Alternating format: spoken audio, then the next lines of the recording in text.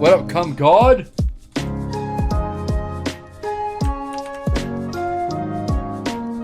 Come God?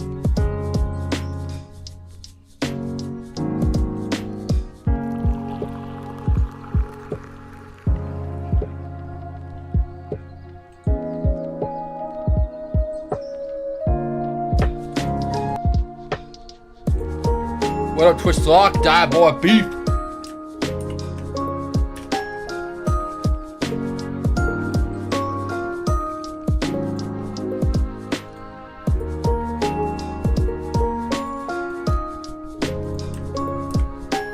Food. Atmospheric balls.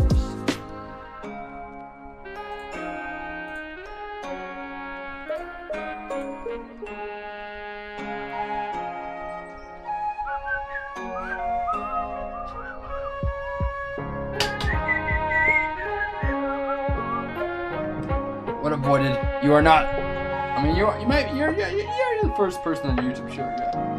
$1 TT. Yes. Wahoo! Absolutely. Every day, all the time. Why not?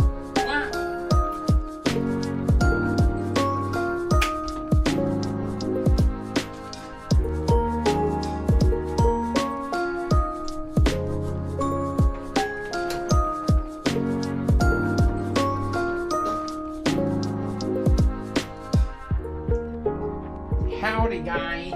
Howdy. Howdy, guys. Howdy.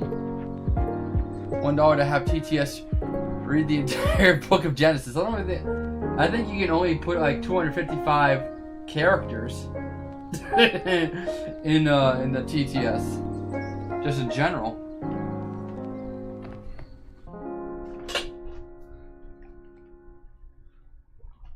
But that would be pretty funny, Diet Boy Beef. I think that would be a pretty funny haha moment. How's them wieners? They're pretty good. That's an old ass picture from like a week or two ago. But they were very good hot dogs, except for the mac and cheese hot dog, which tastes like pimento.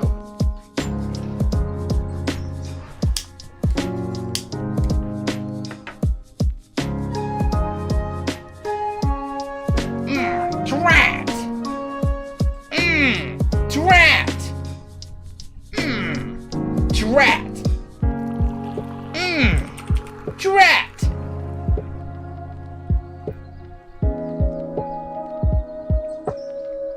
Drat!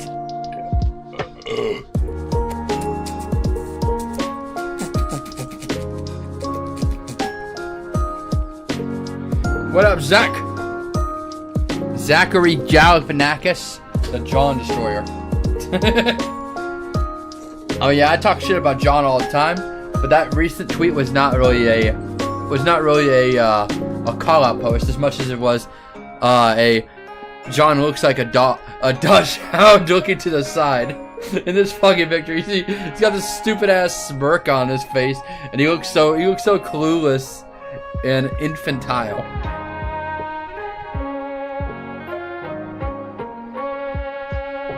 To break it down, you look like baby. You look like a baby man.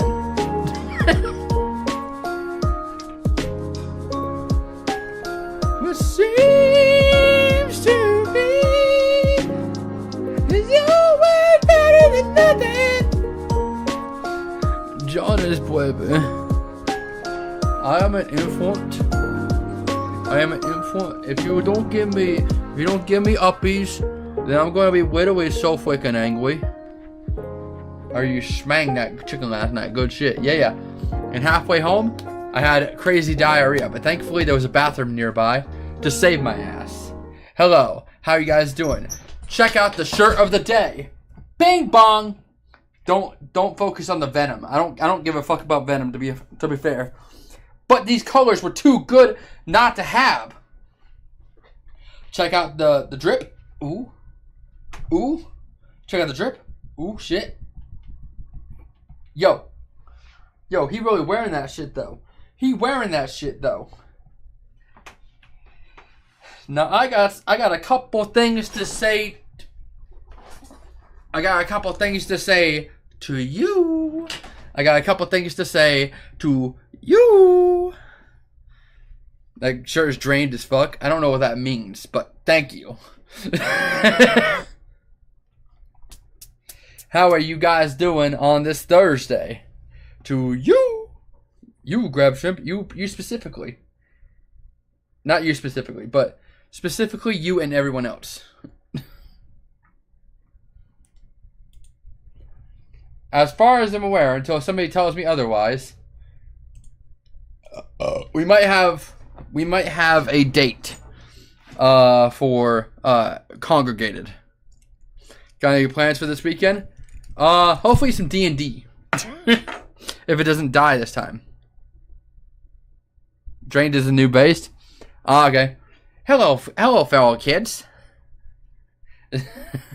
Congregated? You don't know about congregated? Die boy beef? You ain't known about congregated? Come on, die boy beef. Start tomorrow. I wish. If I started tomorrow, that would be helpful.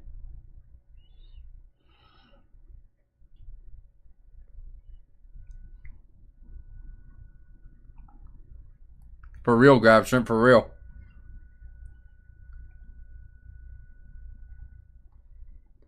Well, that was a bad idea. I just ripped off a lot of skin by accident. I was just trying to get rid of a hangnail, and now I got a big old nasty patch of skin hanging off my finger.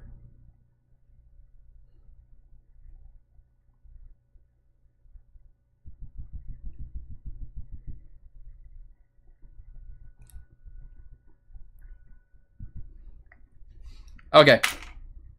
That's not great, but it is what it is. I can't look at nail injuries. I just had like a nasty hangnail, so, try to pull it off, and now a piece of my skin came off, so that's not nice. Or fill me up. What is your choice? Hey! What, Echo Monster? Okay, so like I said, we might have a date for congregated.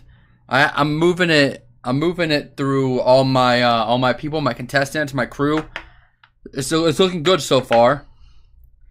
But I'm thinking, and this could change at any moment, because like I said, the whole idea is we're not trying to compete with Fish Tank. So we gotta do it in a way that is both easy for the contestants and the crew to deal with, and also doesn't coincide with the Fish Tank. So we're thinking July 26th to August 3rd. It could change. This is a very soft date. Like, it used to be like maybe July, but now it's like this general area. So that's what I'm hoping. That's what I'm hoping. Nothing gets in the way. Nothing changes. Fingers crossed. Do you chew nails or just skin? I chew my nails, but it's more just because stress and general not liking the way my nails look. Don't give us false hope, Greg. I'm not giving you no false hope. I'm giving you what I know, and what I know is that it's seeming like that is a decent space. What kind of chicken adventures are we in for today? I don't know. I'm just gonna do random shit. I was planning on just talking to you guys. My favorite streams are when it seems like it's gonna be a boring stream, and then I just do some random shit. And we might have another stream like that. I don't know. Late July works for me. Yeah, that's what I'm hoping for. July 26th to the 3rd of August. It could change, but it's looking good.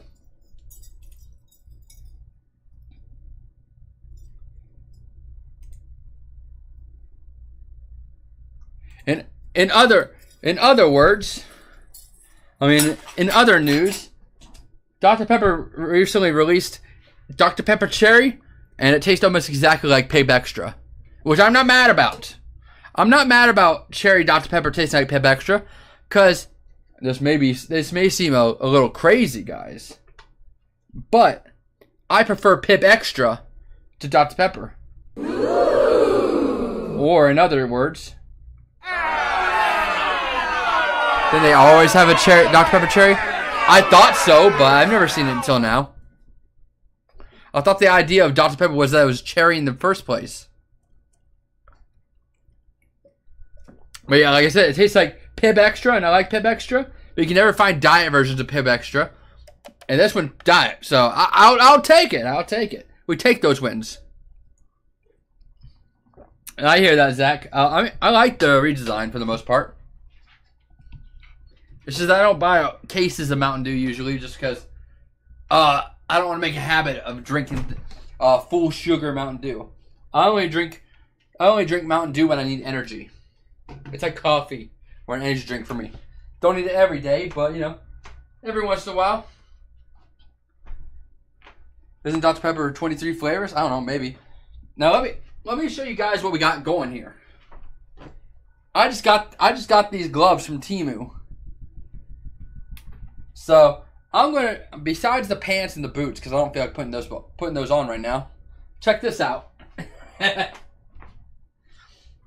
First, you put on the chest hair.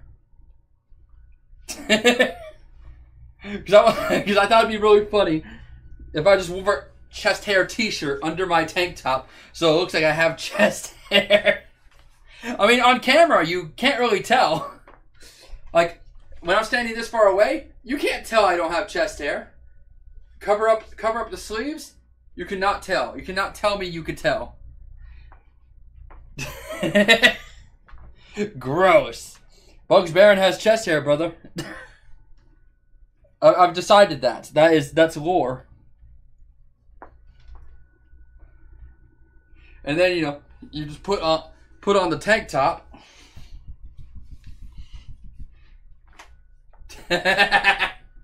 You can't tell, brother. You can't tell.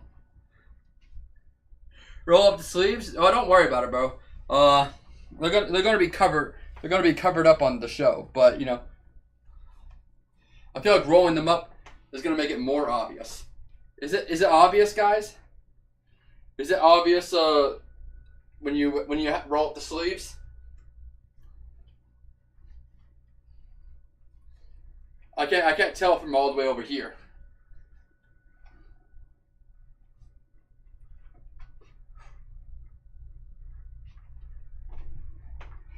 Yeah, you could tell.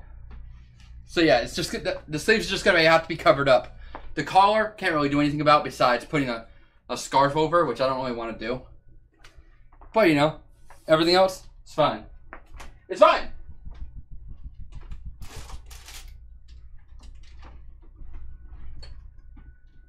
I said, we'll use this in place of a jacket until my jacket actually comes. You can tell something's up. Well, you know, we're not going for an exact... We're not trying to trick you 100%. We're just trying to make you forget the fact that I'm wearing a chest hair shirt. Like, from far away, it's kind of hard to tell. Looking like bacon. Looking like bacon. Ooh, I got chest hair. Ooh, I got chest hair, though. You can't tell. I got chest hair. And then, you know, I put on my helmet, my goggles.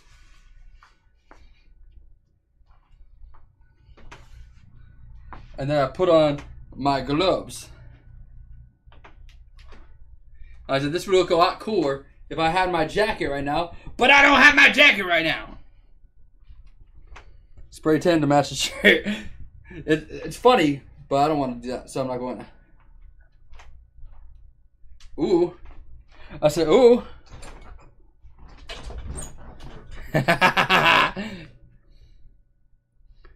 My name is Bugs Baron. I am a biplane dogfighter for the World War I War of the World. And like I said, I'm going to be wearing an actual good jacket if it ever fucking arrives. And, you know, I'll be wearing my boots and my pants. But I don't feel like dealing with that right now, so I'm not going to. Imagine Bugs Baron just walks out with a shower robe. Hey! Quiet down over there! I'm trying to get some sleep! I'm trying to get some sleep! You're a Fallout Ghoul? Hell yeah, bro. That's pretty epic. Mr. Robotnik had to ask. I am not Mr. Robotnik. I am Mr. Bugs Barenbotnik, son. I do like this robe as part of the costume. That's pretty funny. Feels like a Spider-Man villain. I mean, I can feel it. It's kind of Dr. Octopus-like. Yeah, see, I'm like, if I stop focusing on the shirt, I just like almost forget that it's there. Like, it's really like, yeah, it's obvious, but at the same time, if you're not locked into the idea that there's a slight difference in the skin color, then you kind of forget that it's there sometimes. And then I just look like I have chest hair. Are you ready for the 1914 French Grand Prix? I don't give a fuck about no goddamn cars. Yeah. You could go crepe hair. Nah, that's the whole thing, Genopis. We need stuff that's fast and easy to put on. I mean, yeah, obviously I could do makeup, but I'm not going to apply chest hair and a mustache every single time I walk out on set. So could I? Yes. Will I? No.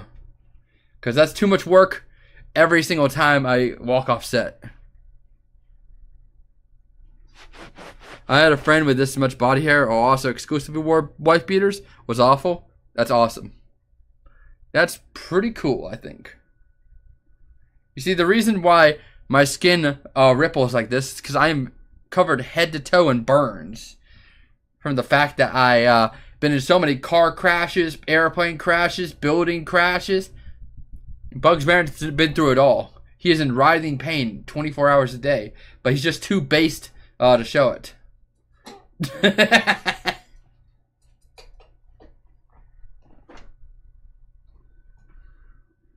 It's really not that big of a deal, my friend.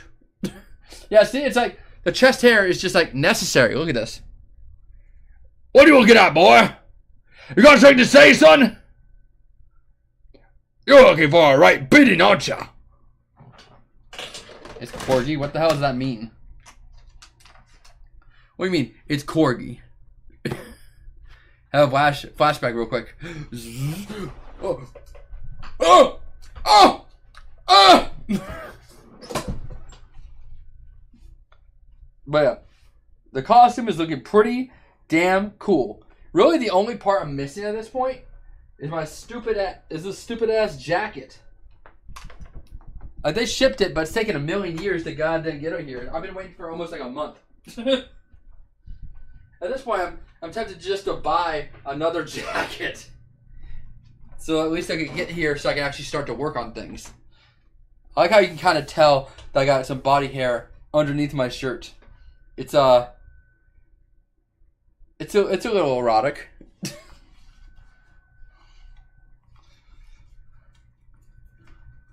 I mean, I'm trying to see if there's like, oh, no, there's not really a way you can do that.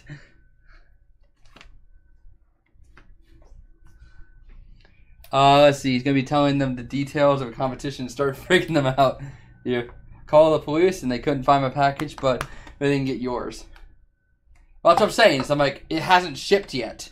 I mean, it has shipped, but it's still shipping. It's still shipping.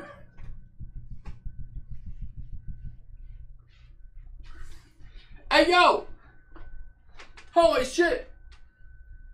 He ain't wearing no shirt. Why is he head to toe in body hair? Ooh, oh yeah. Oh yeah, yeah.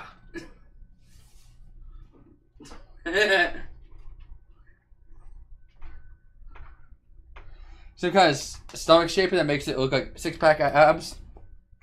I mean, I could, but I don't want to, so I'm not going to. And also, the idea of Bugs Baren being slightly chubby is not that out of character, in my opinion. Damn, Greg got some hair. Yeah, like I said, the reason why I'm doing like the shirt is because it's a lot easier to take on and off. So I'd be like, throw on the chest hair shirt. Throw on the chest hair shirt.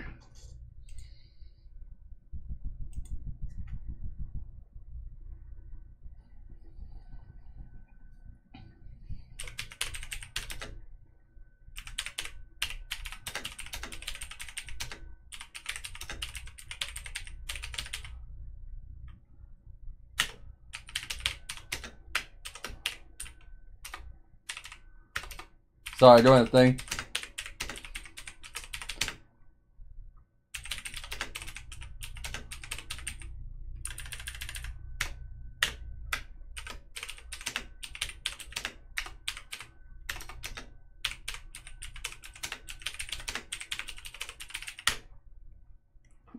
You can buy tattoo paper and print whatever you want on yourself for the contestants. That's pretty good, but at the same time, like I said, it's too much work. I'd have to apply the tattoos, and then they might rub off, and then I have to reapply it. You know, like the quickness is what matters here. We're going on stage rules. We want things that are easy to put on immediately, and easy to take off real fast. You know how like in theater, in like Broadway and all that, they have a lot of costumes and stuff that are easy to apply, easy to take off, and look good on camera or to the audience. That's the same way we're taking this stuff, because I can't be putting on makeup and a lot of extra things every single time that I walk off set. And if I keep it on all day, then you know it's going to melt off eventually. Because of sweat and such and such. Orgy rules. Oh. Not the orgy rules. Anything but the orgy rules. Oh yeah, also guys, I made a how fast can you type? Let's figure that out. I'm much better at typing out of my own head than I am typing words on a picture. I mean typing words on a test. But let's see.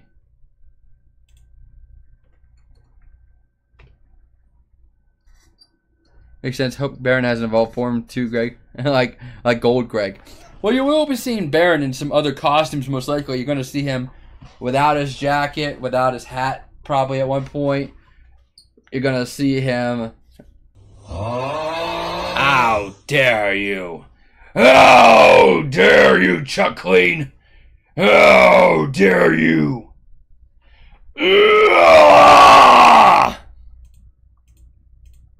I'll kill you.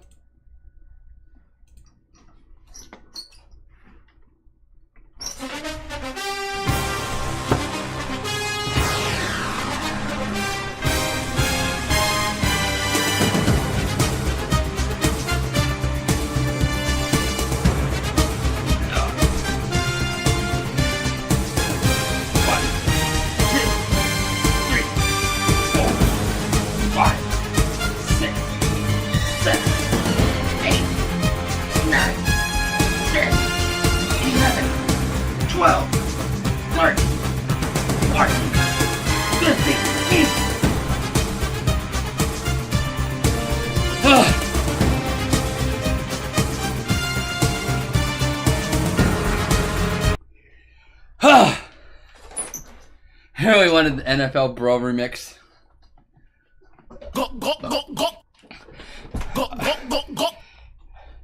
Everybody make me drink water, huh? Okay. Okay, I hear you. Try to make me drink water, huh? Water. Water. Water.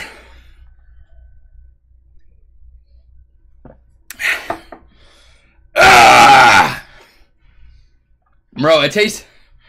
When you leave water sitting out for several days, it just ends up tasting like fucking pencil lead.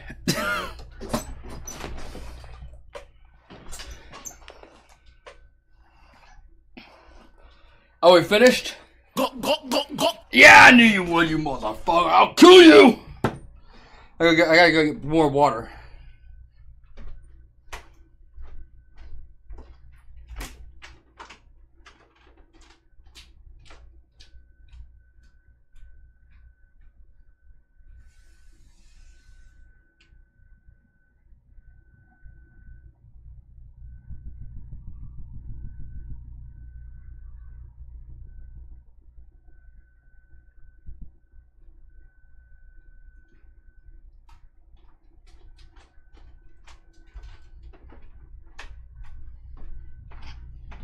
Water.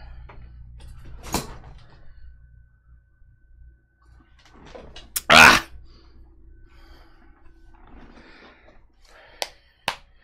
The water's poisonous. Oh man, that's crazy. I set my living room up for Bud games this week. Wonder when they're doing it all.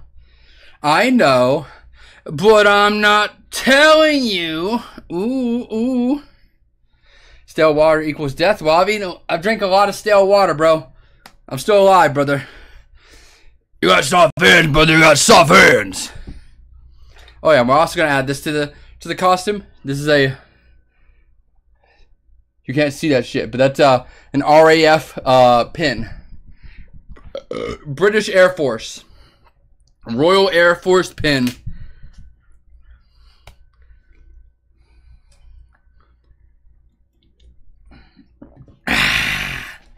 British accent? I mean, sorta. Bugs Barron has more of a Safari Man accent than a British accent. You know, the... Hello there, good chap, and welcome to Congregated. You are my favorite guy, and I am going to kill you very slowly. I'm sorry. It's what I gotta do. I served in World War I. I took down King Kong, and I took all the airplanes out of the sky. They flew when they flew out of the way. When I walked upon the earth of which you spent. I have so many arsenal. I have an arsenal of commandments on my chest that in order to read it, you have to be blind because you can feel it in Braille. Rebel African forces. No! Hello everybody. Indubitably, sir. Indubitably.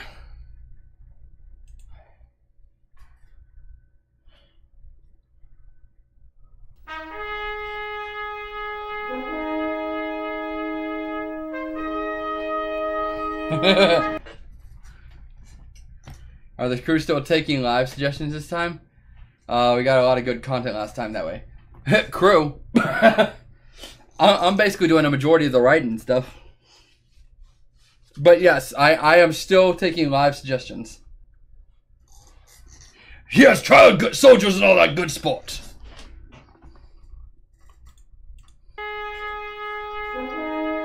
Hello, my friend, and welcome to the Skitty_VA stream. I am Bugs Barron, the pilot in the sky, the wrath of these seven seas. And if you catch me, call me a pitbull because I'm going directly for your baby and ripping it to shreds. If you're an enemy, that is. Now, Congregated is very difficult. There will be many challenges, my friend. And if you're not ready for it, then now's the door because I'm not slowing down the brakes for anybody. Now, there's a lot of people that think that you ain't got the moxie, that you ain't got the gumption, you ain't got the blood to cut on this track. Well, I believe in you, and you ain't leaving until I say you leave. So, whoever wins will get $500, and if you can't win, then sit in the corner and let the other winners win, because you are no winner, and I will be here to the very end. So be prepared and be ferocious. Stand at attention! Baron boys. Shut up, coach. But yeah, this is Bugs Barron. He's like, hello, my friends. My name is Bugsby von Fitzburg Barron, but you may call me Bugs Barron and nothing other than that. That is my military name, and none more than shall be heard. You're very handsome too, not just silly. Wow, that's awesome, Manus. You are very epic. I'm literally blushing right now. But yeah, that's the music that's going to play when Bugs Barron is first introduced on the show. And guys, I don't go sharing this around, but we got a plane. An actual prop plane. I'm just saying, we do it different. How do you think they're going to deploy Chris now that he's not 600 pounds? I don't know, bro. Just let him do his thing, I guess. I don't know. Good for Chris. Shout out Chris for losing all that weight. Fucking awesome, man. What you're doing is very, very difficult. And I applaud you because that's a lot of hard work, my man. Hell yeah. And yes, Panax. Yes, indeed, sir.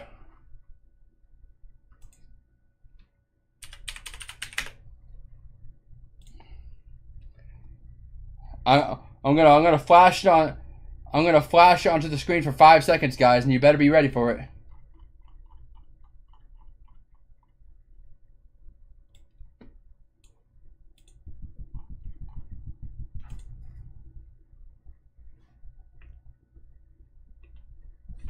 That's all the time you get. That's all the time you get. When you're looking to launch Congregated, we're hoping late July, early August.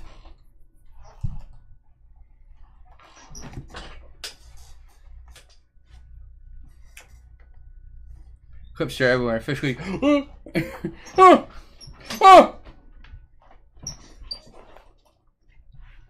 As I said, things are uncertain. Things could change, but for now, nice.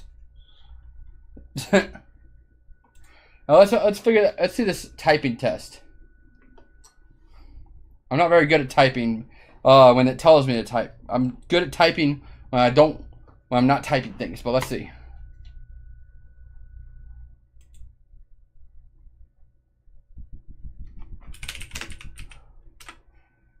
Okay, shut up, bro.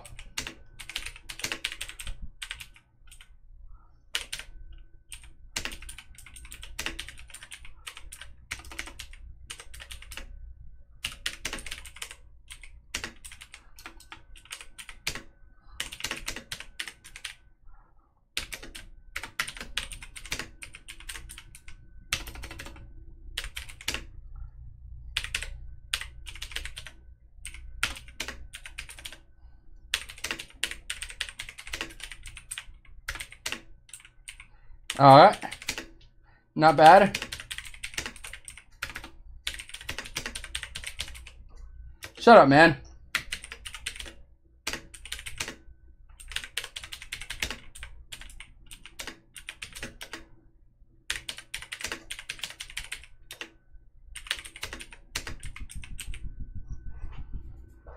Now let's see. We got... Oh my god, so you're gonna ask me for money? 35 words per minute. Yeah, that sucks.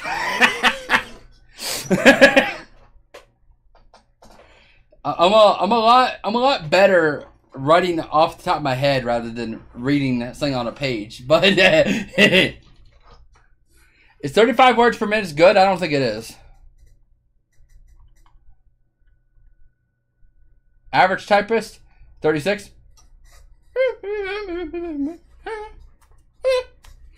I'm not mad about that. Remember, I got a bunch of community to take these tests about a year ago. It's fun. Hell yeah. What up, evacuation? You had a kid? Hell yeah, bro. That's pretty epic. But if you guys want to come up with ideas for Congregated, feel free. We're about 5 ideas away from basically being done. We'll have to like cut some and rewrite some, but generally, I could type about 120 to 140. Damn! Like I said, I can write a whole lot faster when I'm not reading things. But yeah, I did a serious cover of the full song that I've been really hooked to. Tell me, guys, if it's good. It's probably bad, but I tried my hardest. That's a lot of shit.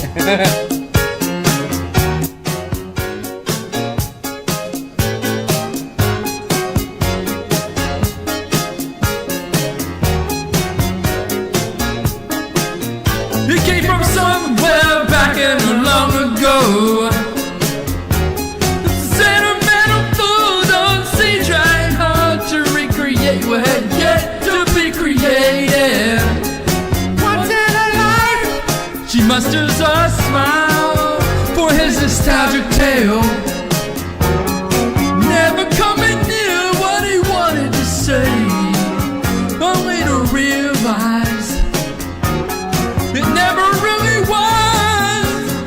She had a place in his life,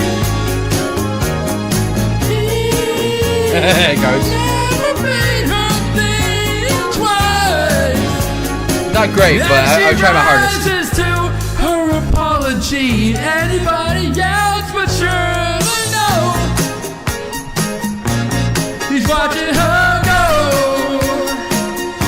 What a fool to leave.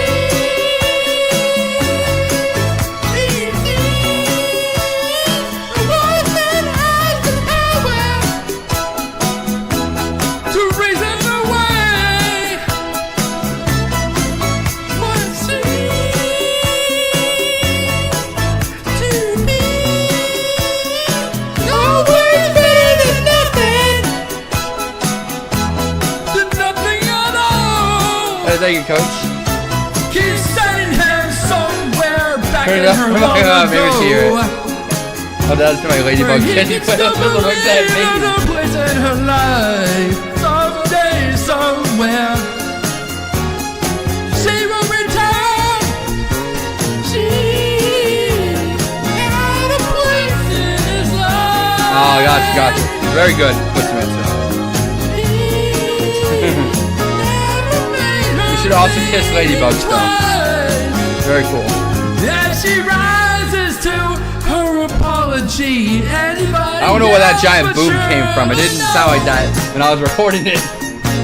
He's watching her go. What a fool to leave.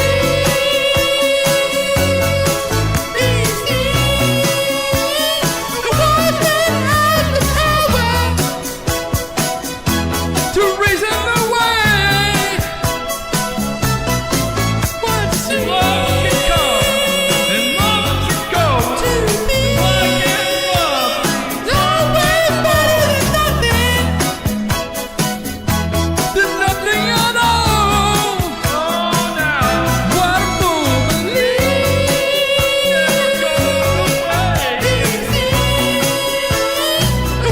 I literally recorded this today. To reason the way. But see, Fair enough, Coach Dart. to be always better than nothing. I try my hardest. So, yeah, I'm better at singing when you can't hear just me singing.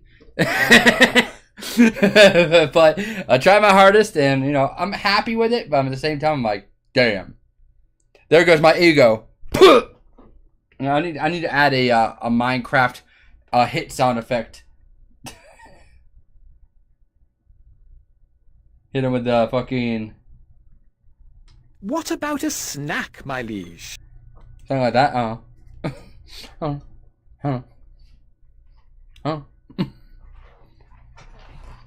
But yeah, this is what we got going for the congregated ideas. We had a pretty dry spell the other day. I put down charades. Charades was fun. We got seance, ghost costume. I don't know, something with that. Because seances were really hype in the 1900s. We got a drone dogfight. We were thinking about just buying these stupid ass Temu drones and just making them run into each other and dogfight.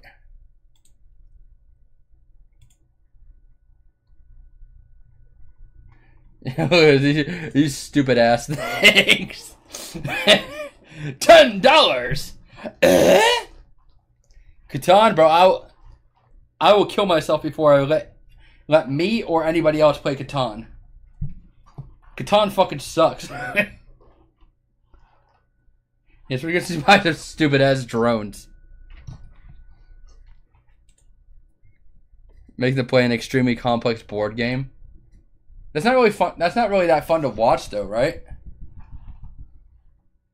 Do people like watching people play board games?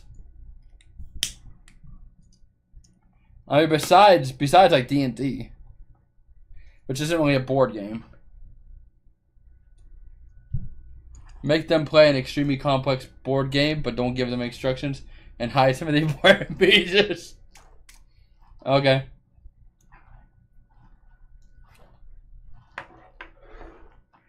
Yeah, well, I gotta I got a pretty good idea for a game if we do that. Make them play Dark Castle.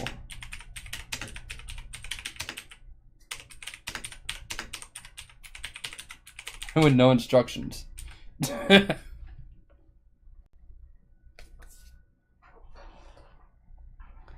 would appreciate some rice counting. I know it's a fish tank thing, but it's so funny. I mean, if I could find a way to make it specifically congregated, then I'm not against the idea of something like that. But I don't want to outwardly just steal fish tank ideas. You know, if we have ideas that are similar, that's one thing. But if it's like, fuck it, rice challenge, man, that's just like straight up stealing.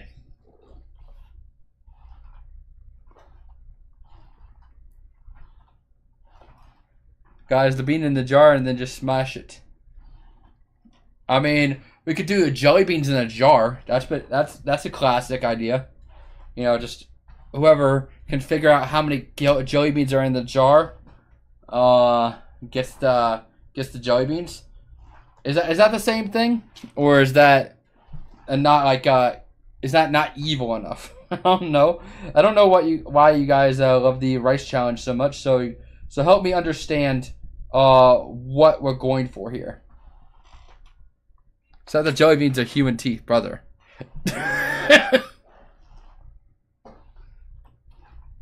The next congregated or segregated project we can do Saw. Then you guys will finally be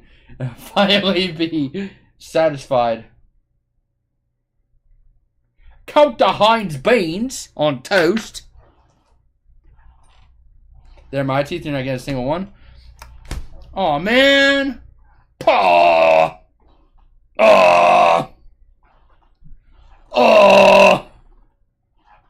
That's mean, bro. But I want to, though. But I want your teeth, man.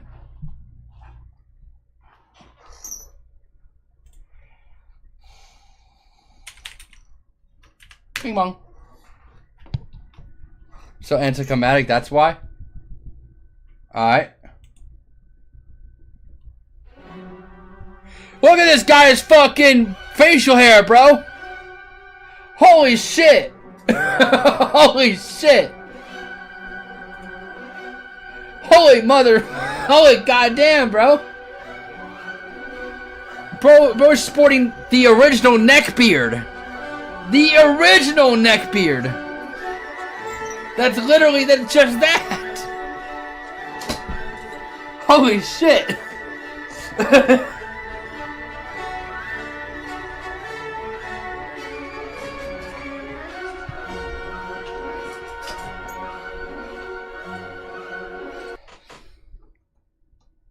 Yeah, OG neck beard is wild, bro. Make them eat chocolate candies from a bowl, and then one of them is a 200 milligram of weed / magic mushrooms, and there's no way to tell. Do that early on. I don't know. I'd have to talk to the competition. I mean, the contestants about how possible that would be. Because I think all of them can drink alcohol, but I don't know how comfortable they are with doing weed. And, you know, obviously congregated is going to be different than segregated, because with segregated, I knew what I was capable of. And I was okay with being drugged. But I'm not just going to drug random people, bro. Yeah. Like, somebody brought up the idea of laxatives. I don't want to give them laxatives because that's fucking mean. Spicy jelly bean is not terrible. Spicy stuff I'm not super worried about, I guess. But yeah, that's the kind of stuff I would have to run by them first and see if they're down to have laxatives or weed. Alcohol, I think, is a pretty straight shot. I'm going to talk to them about that too.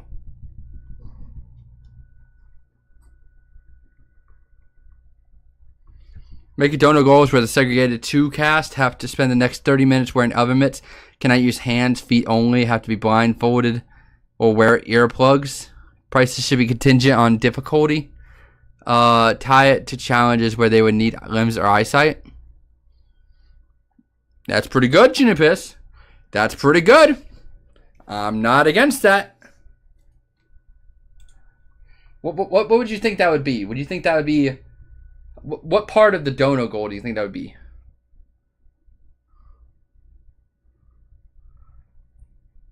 So, impairment dono goal.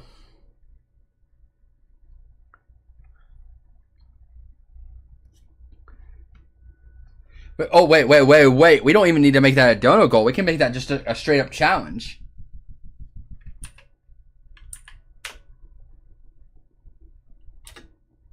Let's call it, I'm going to write it down.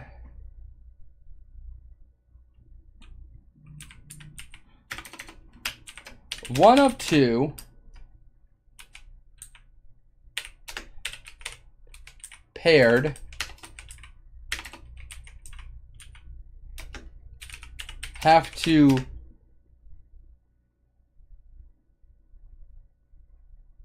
rely entirely on the other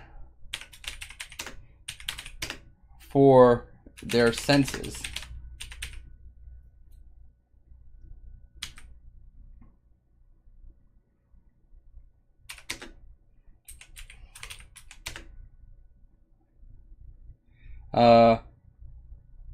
Trust-based challenges.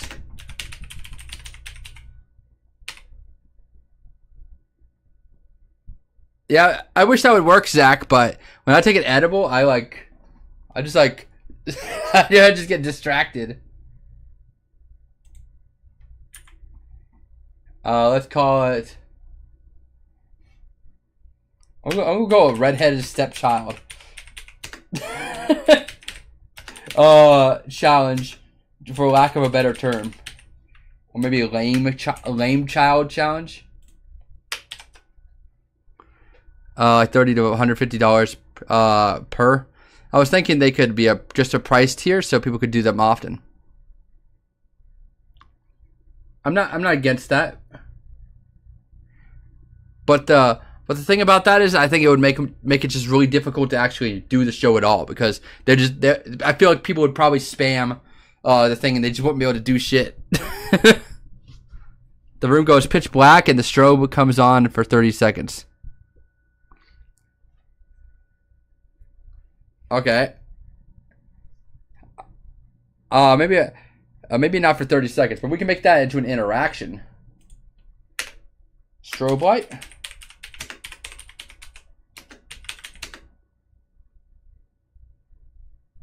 Strobe light for 30 minutes. And the cool thing is our cameras will have night vision, so let's see, you could take an edible right in the middle of a complex challenge would be amazing. Oh, okay. Yeah. No, I think that could be definitely good for an audience interaction thing. Because that's something that won't immediately just stop any challenge we do. It would make it difficult, but it wouldn't basically make it near impossible.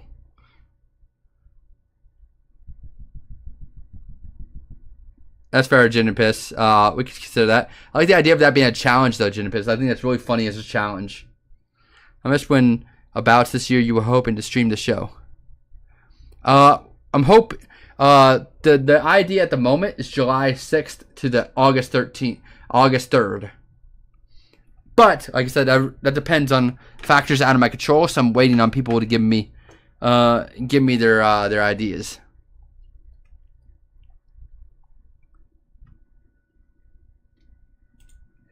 Alright, so we only got two more ideas, and then we can kind of look over the ideas, rewrite ideas, and such and such. Let me put my music back on.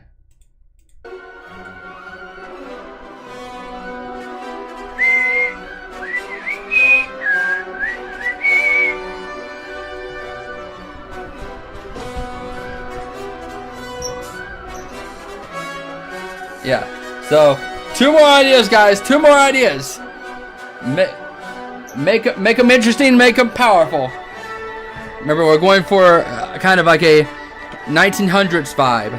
So, any kind of historical event that you think could be made into a funny challenge, let me know right now, son.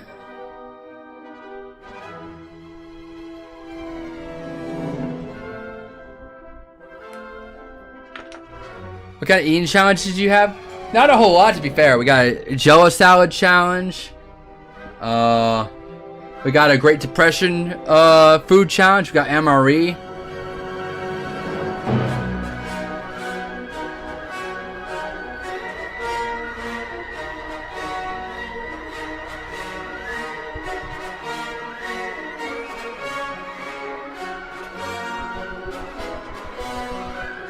We also got Trad Man and Army Wife. That's kind of a food challenge. Bing bong, bing bong, bing bong.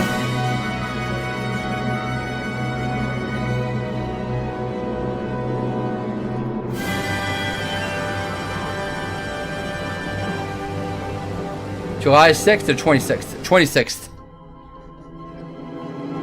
I might have just misspoke, Zach. July 26th to August 3rd. Challenge 68. Come up with ideas for the next Greg show. Hold regular votes for things among the contestants and don't let the women vote.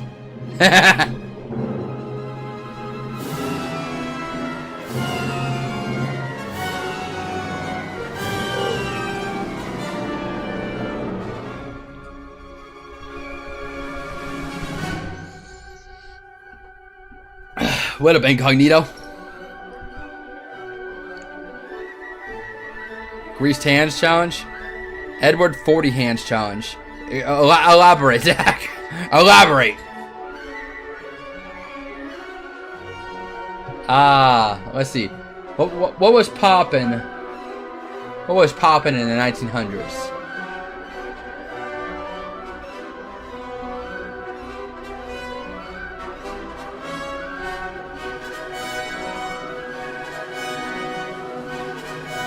First time to review things would be good.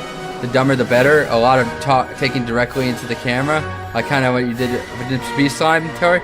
Oh yeah, I did that. I already have that for Genopus. Oh yeah, Genopus. There's an old advertisement challenge where they basically have to take like a product that's kind of like Bugs Barons inspired.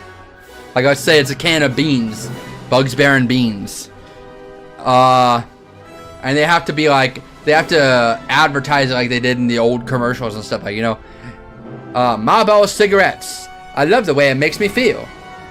When you take a good puff of a Marlboro cigarette, it makes you feel like you're on top of the world. You know, that kind of idea. That's what we already got that, and on top of that, they have to hold a brick out in front of them. So on top of having to review, they also have to like not drop the brick because of how heavy it is. They have to like straight arm it. Duct tape. Do you tape a 40-ouncer in each of their two hands? Whoever finishes the malt liquor wins. First wins. That's what I'm saying. I'm like, I don't know about that one, bro. Yeah, Incognito. Hey, thank you, Panax. I appreciate it. It feels more like a fish tank style idea. And like again, that's a liability, and now I have to talk to the contestants about that.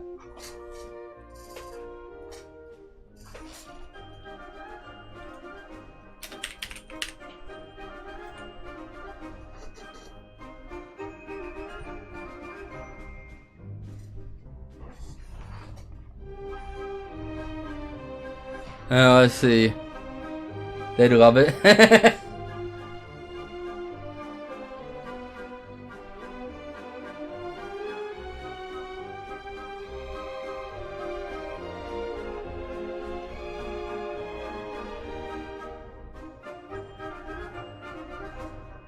Do it with those weird, crazy tasty sodas. I mean, I'm not against the crazy tasty sodas. The only problem is that I would have to buy like 4 or make them all share the same bottle because that's expensive. What if you made them have rap battles using old time words and accents? That's interesting, but I don't think they would follow the challenge very well. Animal challenge: each person is assigned an animal to be it's stuffed with worms or lugfish. Fools in can challenge. Beard challenge. The women have to convince the guys to cut off some or all of their hair, then glue it to their own face. Damn, that's crazy. That's an awesome idea, but I don't think anybody would do that. That would be like an open and shut idea, I think. I don't think $500 is gonna make them want to cut their hair off. especially since like Zake maybe, but Ty, I don't think Ty would cut his hair.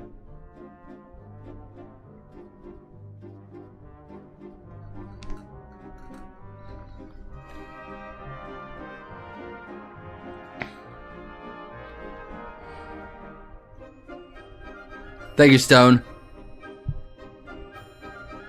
Thank you, Panax. Yeah. Like I said, it's a hard thing because I know you guys love Fish Tank, but we ain't Fish Tank, and you know, I like to think about these things. You know, I'm like, if I tell them to do this, they probably will not do it.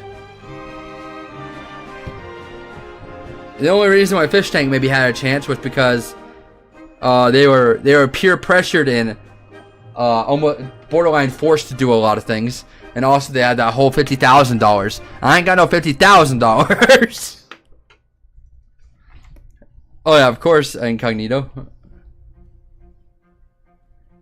But like I said, Zake might, but maybe not Ty.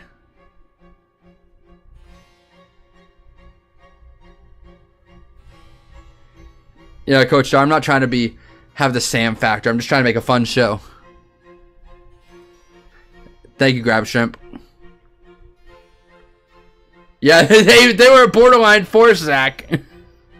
Like, they weren't forced, but they were borderline forced. I'm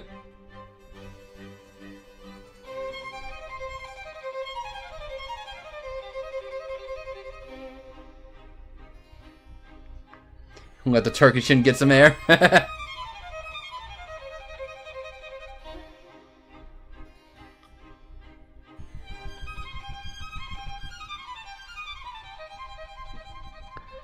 Oh, I see.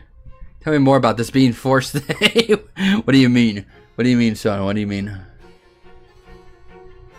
Ominous music.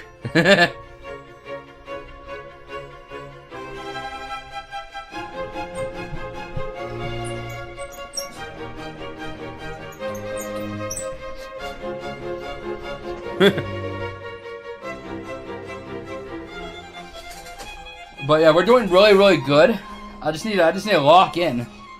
High stakes hopscotch.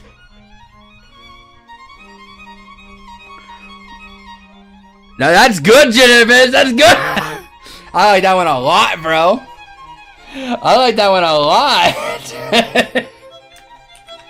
See, that's a fun idea. That could be really interesting to watch.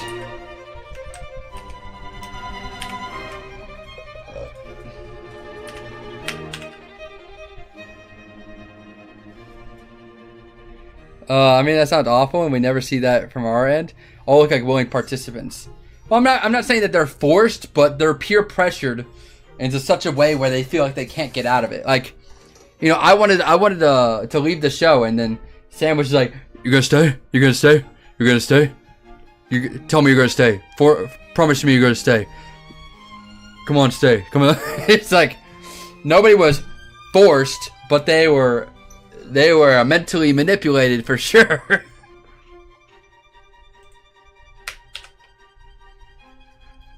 Get the fuck out my airplane. Get the fuck out my biplane. Promise me.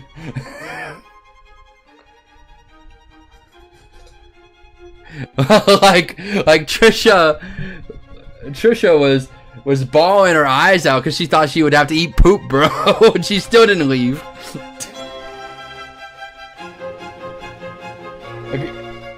Like I said, maybe they weren't forced, but Stockholm Syndrome was running rampant, bro. I watched a clip of you box Shinji the other day, and it was the same thing. You were reluctant. You agreed to round one, and it just kept going.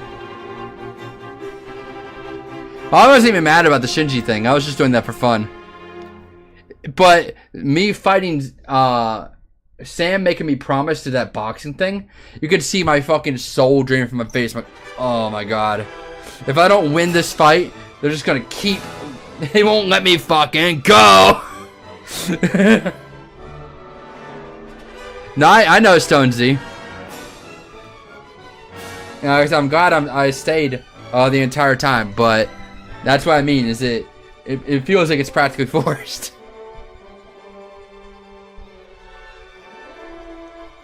What up, Uzi Door?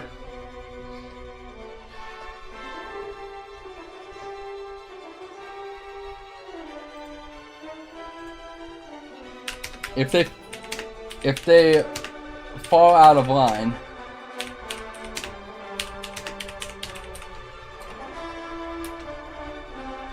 they have to restart from the beginning.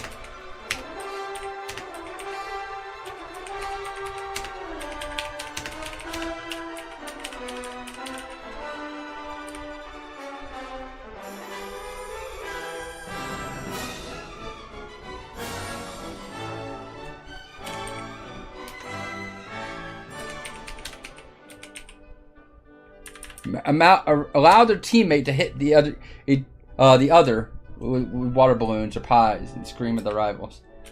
So the way I'm playing with this idea is that one person is hopscotching, the other person is playing defense or offense. Yeah, I can read the font easily. So it's like a matter of, you know, one person's trying to focus on the hopscotch. The other person is trying to make sure that the other person doesn't finish their hopscotch. Graffiti challenge W. I like the idea, but I don't think that's our airplane, the graffiti, bro. I mean, if we can like cover it with paper and stuff, then sure, but that's kind of lame. That's awesome, Mozart. Thank you, Coach Dart. Well, yeah, like I said, I did box Shinji for fun. I wasn't mad about that. Kind of like Takeshi's Castle Challenge. How about, what's that all about? Doesn't need to be plain. Okay. At Sierra, discovered top Day one, make them repaint every room and pretended to challenge. I'll have to talk to Seth about it because, you know, it's his property. Unexpectedly low prices. Sierra, let's get moving. Offer one of the contestants to paint themselves gold for special advantages.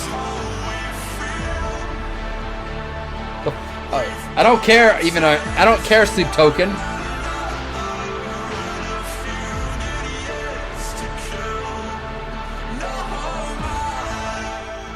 A fishback. I like the paint one of them gold. What if we made that a dono goal though? Because it's Zaxby's 35th birthday, and they're celebrating their big day by gifting you 50% off all handcrafted milkshakes. Now for a limited time, you can get those thick, creamy milkshakes in vanilla, chocolate, strawberry, or the iconic. What do you guys think about that? Dono goal for making them gold? Birthday like a Zaxby's birthday, because a Zaxby's birthday. Shut the fuck up, Zaxby's. I don't care. Who's got the sauce? Zaxby's. Limited time offer available only at participating locations while supplies last. Hey Spotifyers, click or Shut tap the up, banner to man, I listen don't to care. Mood Booster. Get happy. I hate with today's Spotify dose of feel-good advertisements. Songs. Brought to you by Coca-Cola. Grab an ice cold Coca-Cola and enjoy summer. Okay, so let's see. Paint gold. Let's say that's 8,000.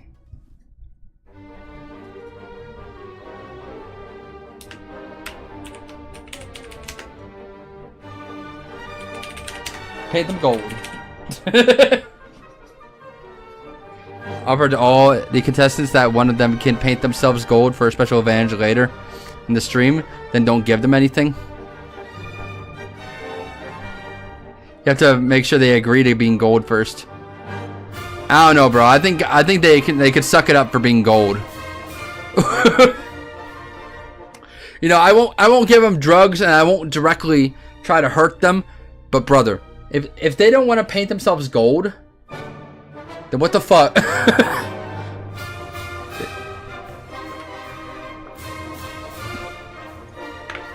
I'll be like, bro, you will be painting yourself gold is such a non problem. It's not like I'm asking. It's not like I'm asking to shave their hair. So I will bring it back. I will bring it up to them, but at the same time, it's like if they say no, then what the fuck? The way I'm thinking about it is, we're gonna say paint them gold, and if anybody declines, they get disadvantage in whatever's up next. They lose points. They get negative points if they don't paint themselves gold. They should all have their own power colors: bronze, gold, silver. Okay, so bronze, gold, silver. What's another one?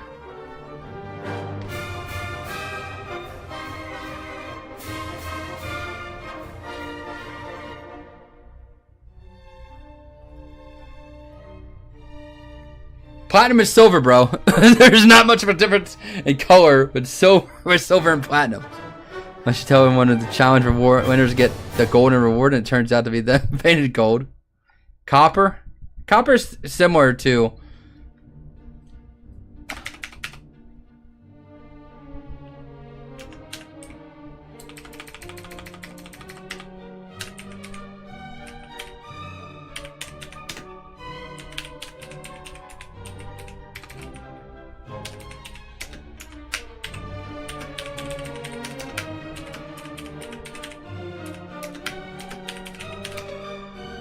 Let's see. What's another one? I'm scanning the area. Let's say diamond. I'm gonna make one of them blue.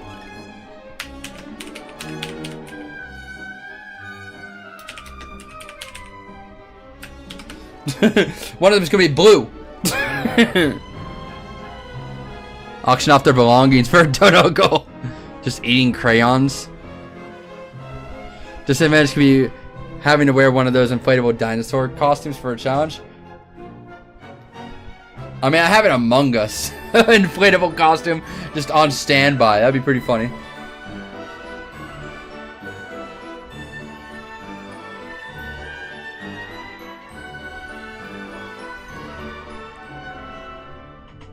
I like the idea of them being like really, really shiny. Genipus.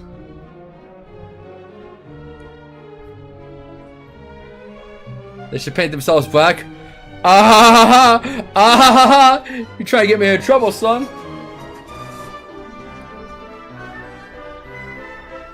Should have a time traveler event where a time traveler shows up? That's fucking awesome. Yes.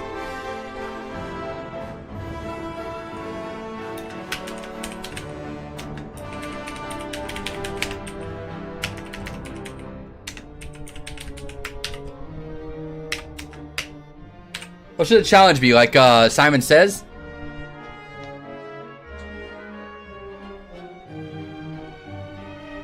Invisible Man reward. One person gets to be painted green and be green screened out of the live footage for a few hours for privacy. I mean, you would still see them walking around. Green screen removes the video. It doesn't, like, it takes a little bit more than just green screen them out to make sure that they can't be seen.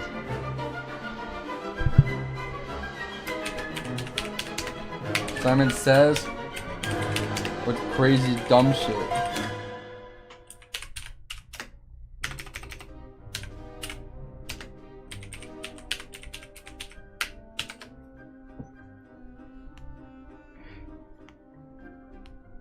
Still being able to see them would be part of the joke.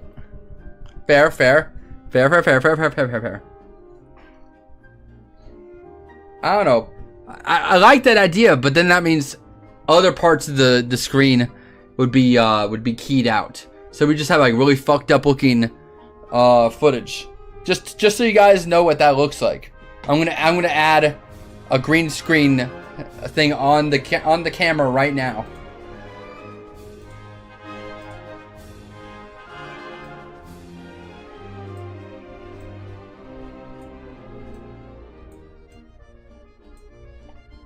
this is basically how it would look if we did the green screen idea.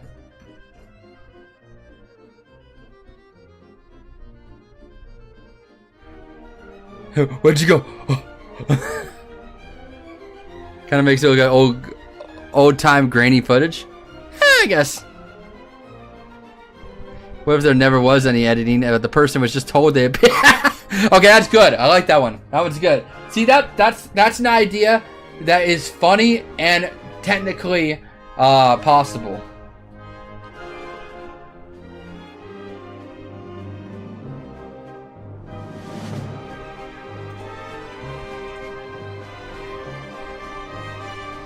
Should we make that a dono goal? I think that'd be pretty funny.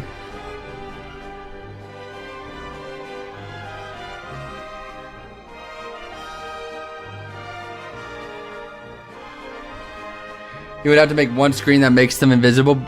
They can watch, but it's not the stream. No, I can't. Let's say 4,000. Just because of the fact that I have to buy 4 green screen suits. I mean, I could just like paint them green. What do you guys think? Do you think paint green or green screen mocap suit? You know, like one of those fucking skin suits. What's wrong with paint? Just because of the fact that you would still see their shirt and jeans and stuff.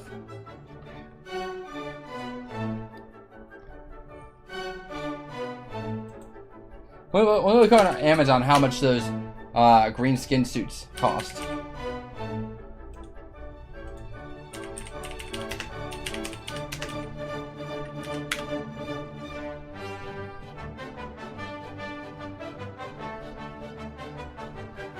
They're about like $20 each. That's not terrible.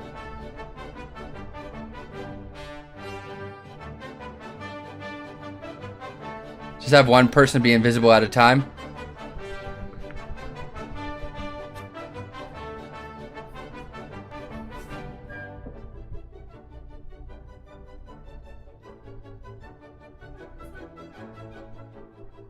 All right, guys. Would you rather see somebody in a full green suit, or would you rather see them painted green? Me personally, I think that this would be way funnier if we just got a whole bunch of these motherfuckers and just made them walk around in these stupid ass green suits, bro.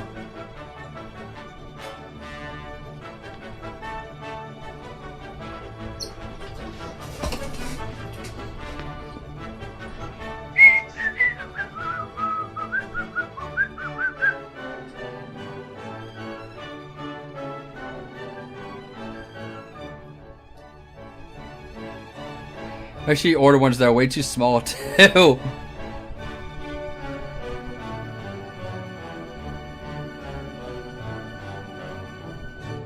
I'm gonna go with the green suit idea. I think it's way funnier.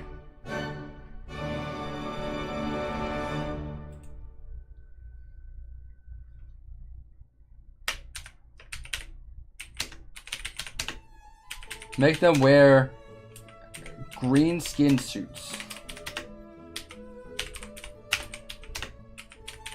And tell them they're being green screened out.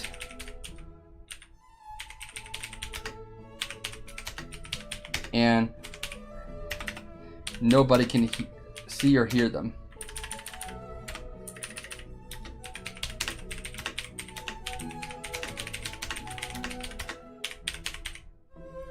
I think it's pretty funny. Can you give us more themes and elements so we can give better ideas? I mean, we're nearly to the end, but mafia, that's a pretty good one. Another one is circus, mafia, circus, 1900s, the Great Gatsby, biplanes, World War I. But like, are you supposed to act weird just because nobody can see you or what? No, I think the comedy is going to come from the fact that they think that they're not being monitored and they're just wearing stupid ass suits. So they're just gonna be like, this show's pretty weird so far. Blah blah blah blah blah. They're just talking like they have privacy or something like that, but they're wearing these stupid green suits. Clown challenges. They all need to become clowns. Greg picks the winner. Okay. Okay.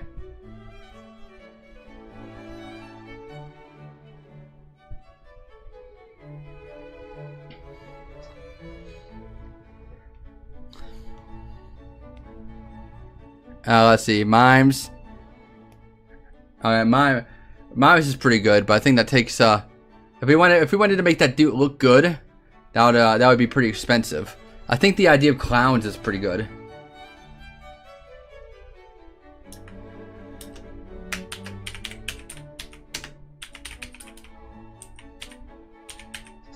Clowns challenge. Not everyone is as comedy minded as you, Greg. People are going to be lazy as shit. Yeah, but that's going to be pretty early in the game, so.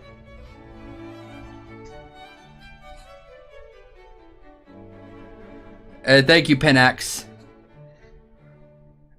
Well, that's the thing, is Enigma. It's like, not every challenge is going to be super duper in depth and interesting. The only idea is that we have to assume that they will. And also, Enigma, the contestants I've chosen are not just some random ass people. There are people I know will specifically play along, come up with funny ideas on their own, and are down for anything. Like I said, we got Kato, we got Trish, we got Zake, and we got Ty. So I feel like they would make these kind of things funny, just by being part of the show at all. This isn't like a show where we're intentionally trying to make them uncomfortable and annoyed. They're going to be uncomfortable and they're going to be annoyed, but it's more for just the idea of fun. Cement shoes dancing competition. That's pretty good. That's pretty good.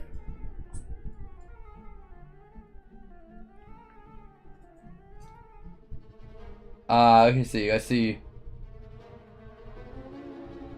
We'll replace this one.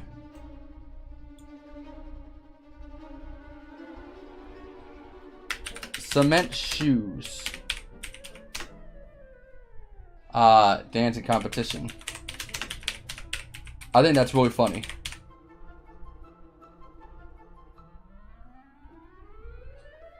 Shut up, Momad. Unleash Bert for a big dono goal. Thank you so much, Mo Goblin. Yeah, I like Kato. She was fun. I like Kato because she's funny, she's nice, she's down to do anything. She's got a fun look. Kato's just generally cool as hell. And I think out of the fish tank females from season 2, I like Trish the most. What was the Einstein brain rot quiz? I don't know, man. I was just thinking of, my friend just suggested something with brain rot and had something to do with Einstein. And there was something there. So I added it, but I wasn't really stoked on it either. You're gonna fuck up the floors with cement shoes. We could put down a piece of wood. Shut the fuck up. Zaxby's giant chicken finger quesadillas, packed with those famous Zaxby's hand-breaded. Don't get cement on your skin. It's really bad. Well, most likely it's gonna be like dry. Chicken fajita or Geography quiz. This is huge. That's good for folks who love huge quesadillas. Zaxby's giant chicken finger quesadillas. Get them while you can. Who's got the sauce? Zaxby's. Mom, can you tell me a story? Once upon a time. Any chances of a slip aside for segregated too? Yeah, we could do that, but I don't really know what we would do with that. Nicholas Tesla challenge: give them a bunch of junk and tell them whoever makes the best invention wins. So you have more money to put towards your dream home. I think we can add that to the idea we already had going. If the witch wants to sell. Download the Redfin app to get started. Fee subject to terms and minimums. Equal housing opportunities. Let's see. 1521930. What's that guy's deal? Morty, I can't imagine anything. I'm gonna lose my mind. To know. The best high-concept sci-fi rigmarole in the universe is back. Nobody needs to get hurt. Let's see. Where was the Where's the idea one? Get your hands off my death race car. Beth, please let me out. Rick put you in there for a reason, sweetie. Say what you want about America, but we get a few things right. Rick and Morty Season 8 premieres May 25th at 11 on Adult Swim. Get your mouth round it. I think I deleted it. I think that's gonna make somebody break their neck chin and piss.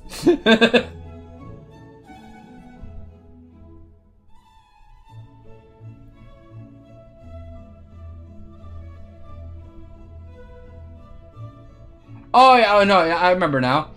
The thing I replaced it for was the snake oil challenge. Yeah, give the contestants a day to make a snake oil concoction, and then explain why the audience/judge needs it.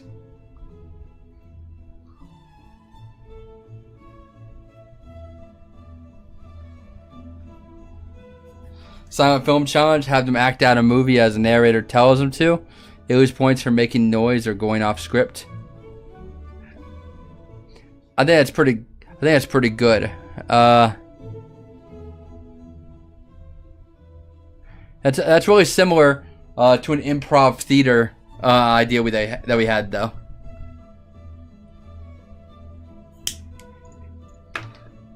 Gabagool challenge, where they have to make sandwiches that you absolutely should not eat. Whatever is nastiest wins. Oh, we already have something like that, Zach. I call it the gruel challenge.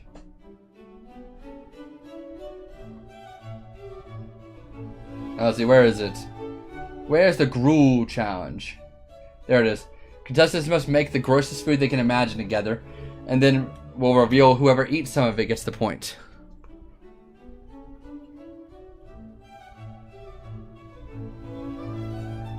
When's this event, Greg? I'm hoping July 26th to August 3rd, but we don't. But you know that could change. So, just when you start seeing promos, that's how you know it's definitely going to happen.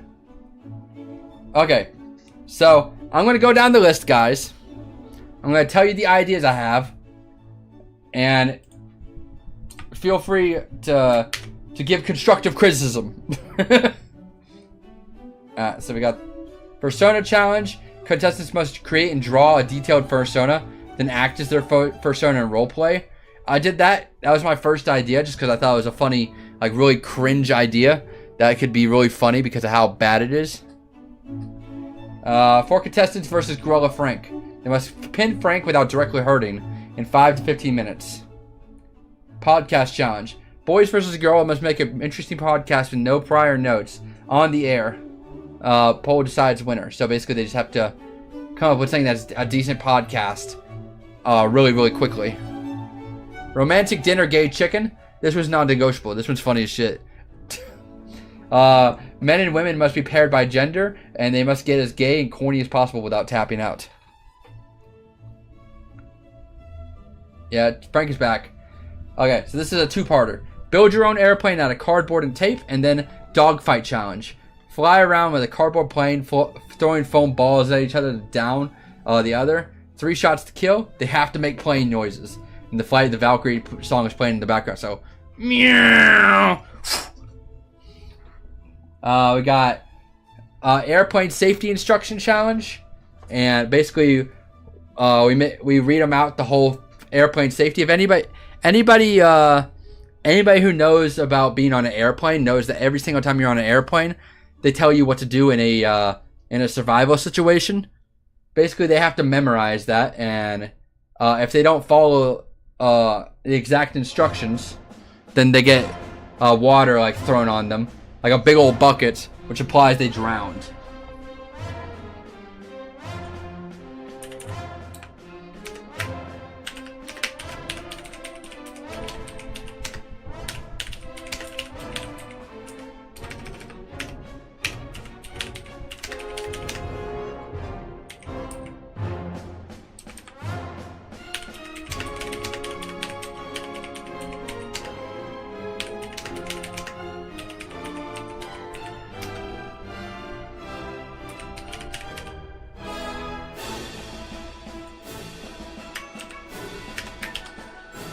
Dogfight would work well with dodgeball rules. Oh, we have a dodgeball one too.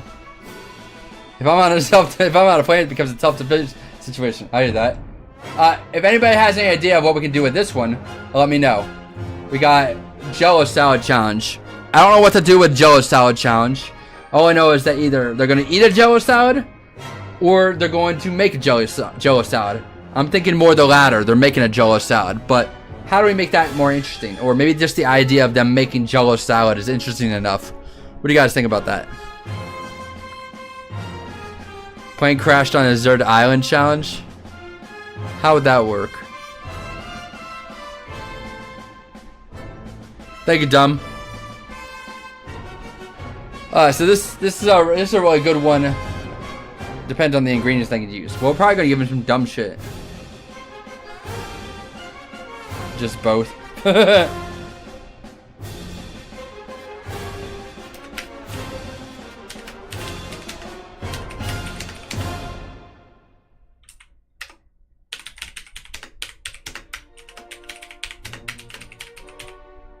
Must make a fucked up Jello salad and eat it.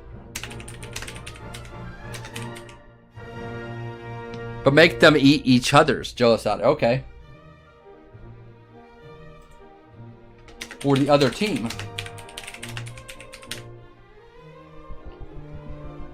You might have to launch the Jello salad into each other's mouths by flicking it off spoons. Okay, you guys are adding a lot of funny aspects to this.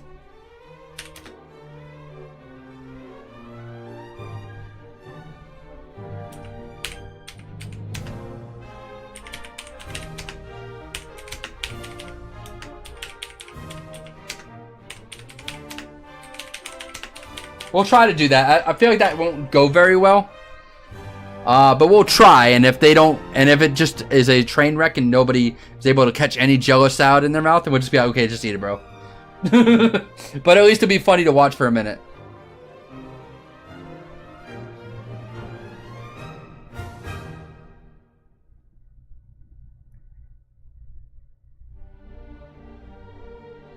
No, yeah, that's the plan, Robert.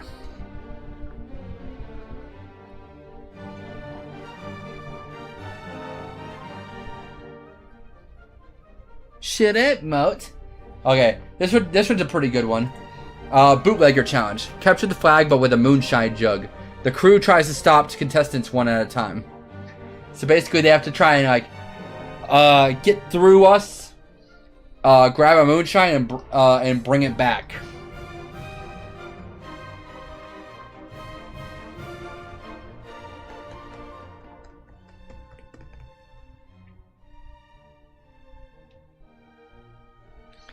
Jello salad, but with people where people pass each other's shit through the bars. Each member of a team or two on opposite sides of the room with half of the ingredients. They have to throw stuff back and forth to complete their dishes. Whoever has the most left wins.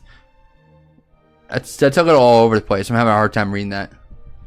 Alright, so here's a art challenge. Contestants must draw a prompt on paper in 10 minutes, and Bugs Baron judges. So we just tell them to draw some dumb shit, like a plane or bugs, or maybe like, you know, a house. I don't know, something. And we're gonna call it shit. We got slander challenge. Contestants must go head to head and make their opponent seem like the worst person on earth, believably. Let's try Schindler's Festival challenge without laughing, bro. That's rough. Let's see. We got Paperboy. 1v3 has to avoid being captured for 5 minutes with a bag of newspapers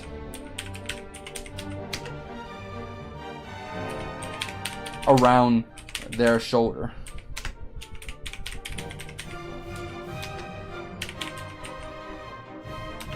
Lose any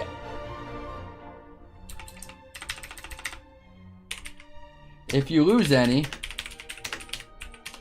you have to pick it back up.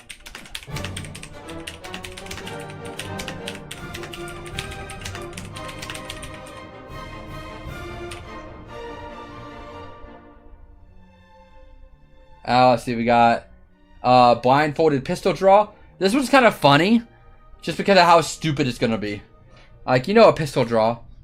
It's already kind of like tense in a way on its own, but imagine they're like blindfolded and they can't see shit. So they're just like, every time they try to like shoot each other, they miss, and then they start over, and then they shoot each other and they miss, and then they try to shoot each other and they miss.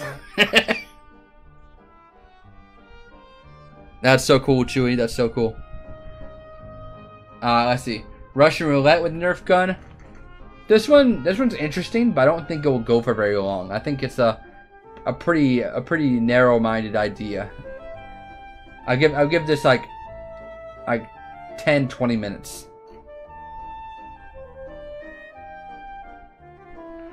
Person 1 throws open bottled water to person 2, who adds gelatin and throws it back. They add coloring, then toss it to person 1, who adds other stuff, etc. A revolver style? Yeah, kinda. I was thinking about just giving them like a really big gun though, so the chances of them getting hit by a gun are like way less. So that goes on for a little longer.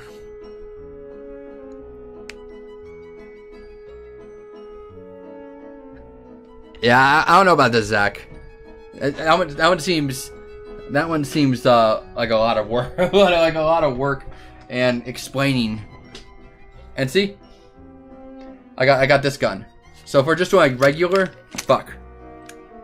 If we're just doing regular Russian roulette, then you know.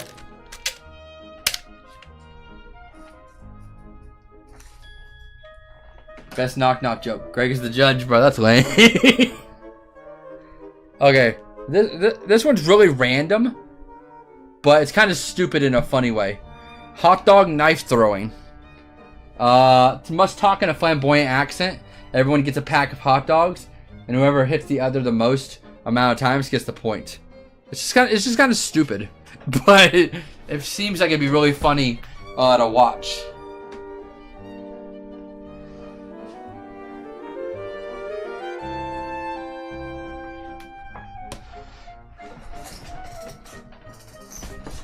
I'm gonna hit you with a hot dog. I'm gonna hit you with a hot dog, Stinky.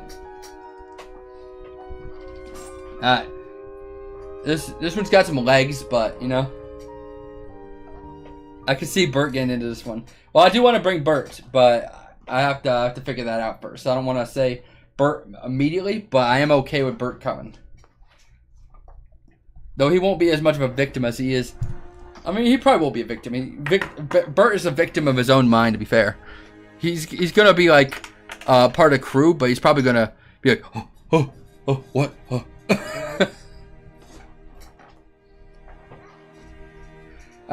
So this one's pretty funny.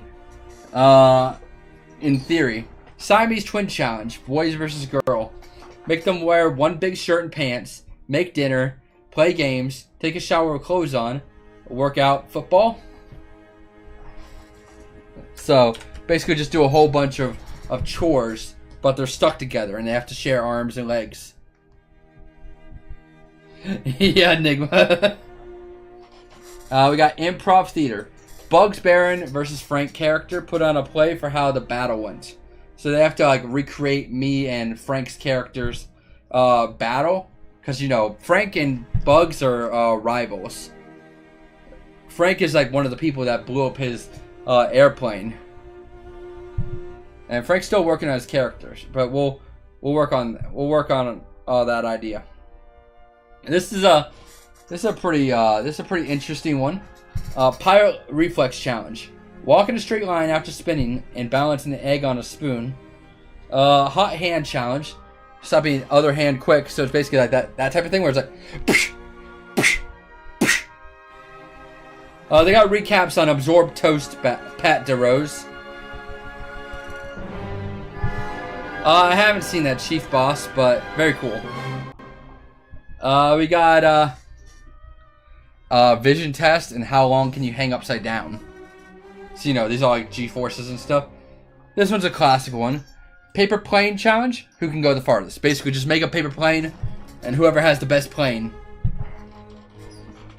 This one's pretty funny. Trad Man versus an army wife challenge. Men cook and clean. Women exercise with Drill Sergeant Bugs.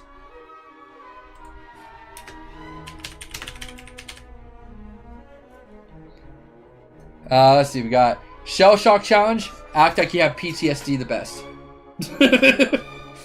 I mean, that's just an open idea. Start fire challenges. Don't give them lighters, but they can use whatever. Bro, we don't want to burn down the fucking house. The MRE challenge. MRE review. I'm just gonna say MRE review because how do I make a challenge out of MRE?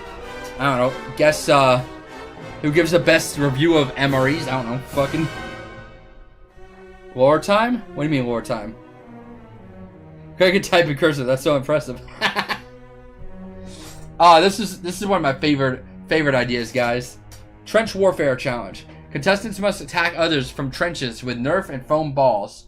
Then cross the barbed wire fence, which is just rope, to attack with increased risk. 3 rounds, 1 hit per contestant.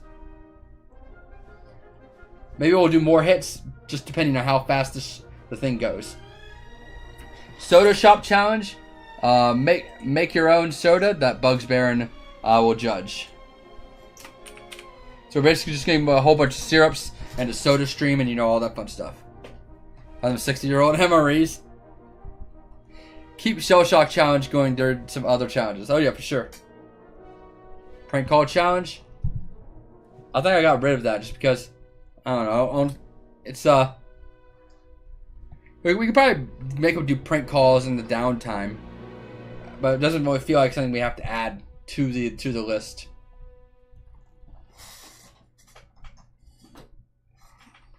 Let's see. Tie versus everyone challenge. I forgot about this one. Yeah, this is a Thai specific challenge just because of the idea that he's Vietnamese.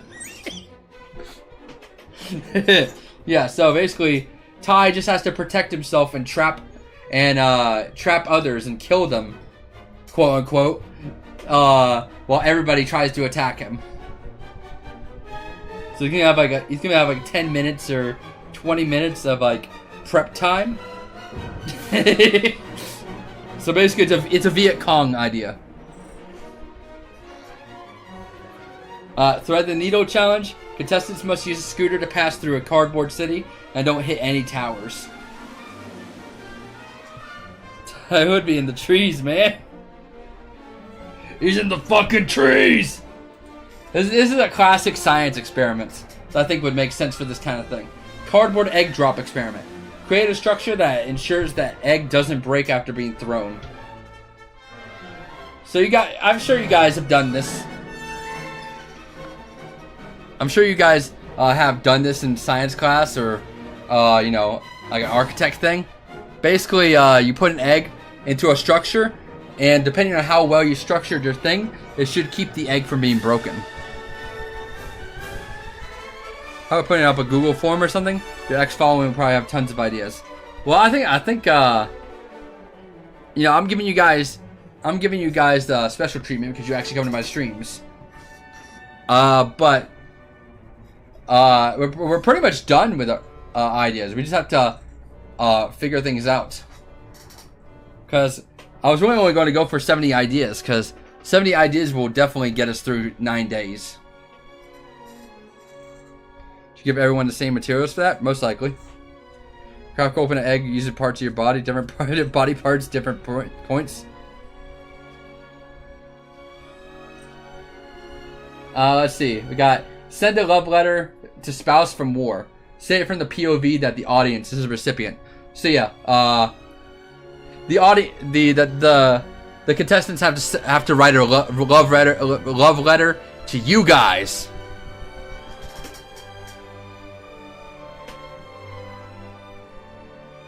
No problem, Tyler. Yeah, so the audience are gonna write a love letter to you guys. This one's less of a challenge and more of a bit. Mustard gas the house. Do it while they're sleeping. Fart spray, and Bugs wears gas masks. Alright, so basically from the Temu video that we did, I bought 4 things of fart spray. And a friend of mine, Boss Chief, if you're in chat, say hello. He's gonna send me a gas mask, and I'm gonna stab it, roll it into the room. Look.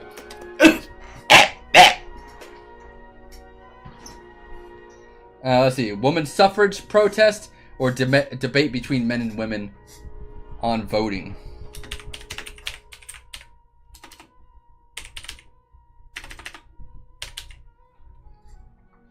Got moonshine roulette. This one's pretty funny. 20 mason jars and one has moonshine. So basically they all look the exact same and they have to pick it out slowly at a time and be like,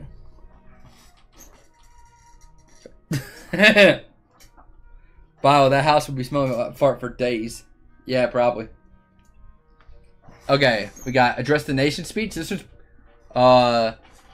recap what happened till that point and hype contestants up to continue. Okay, so basically they just have to come up with a speech where they're talking about their time and, you know, pushing themselves to go forward.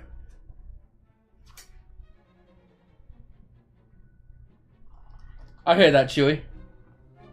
I like the idea of moonshine though, because, you know, there was a lot of talk about moonshine during the alcohol drought part of history. Fatty gonna pull up? I wasn't planning on it. Let's see. We got old timey ad challenge. Promote a Bugs Baron themed item like cigarettes while straight arming something heavy in front of them. Straight arming a brick.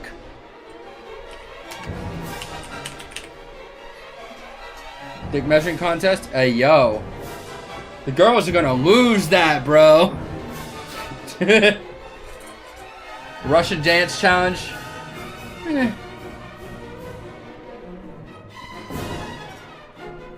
I'll talk to him. I don't want fatty, Scoot.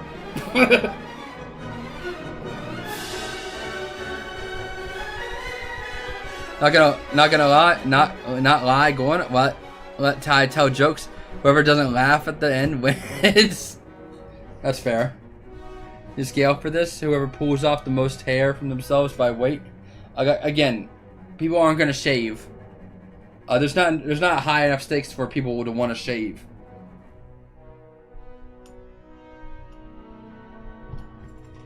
Let's see. Russian dance challenge. I'm okay with that one getting axed if I need to. Blackjack goes into a bar fight simulation, so I'm going to keep that one.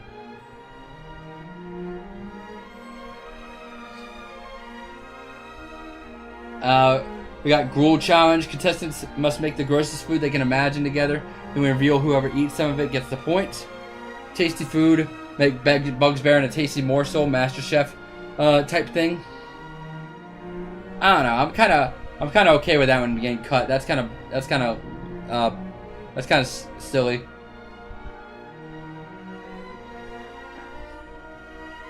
Yeah, for sure, airsoft fatty, my daddy. But again, it's like I just don't know. I just don't know fatty like that.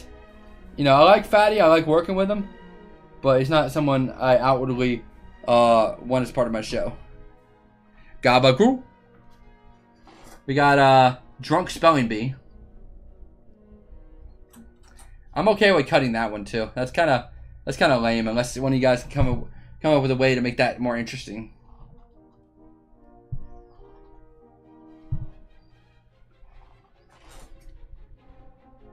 This one's a really good one. Mental evaluation. Therapist treats all contestants like they have some underlying disorders.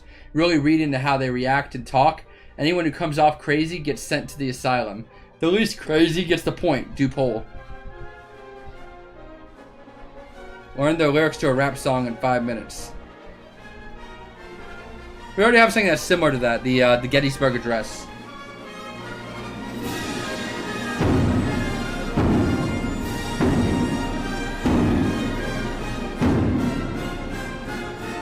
Oh yeah, sure, Scoot. But we already got Ty, Trish, Trish, me, Frank, and maybe Bert.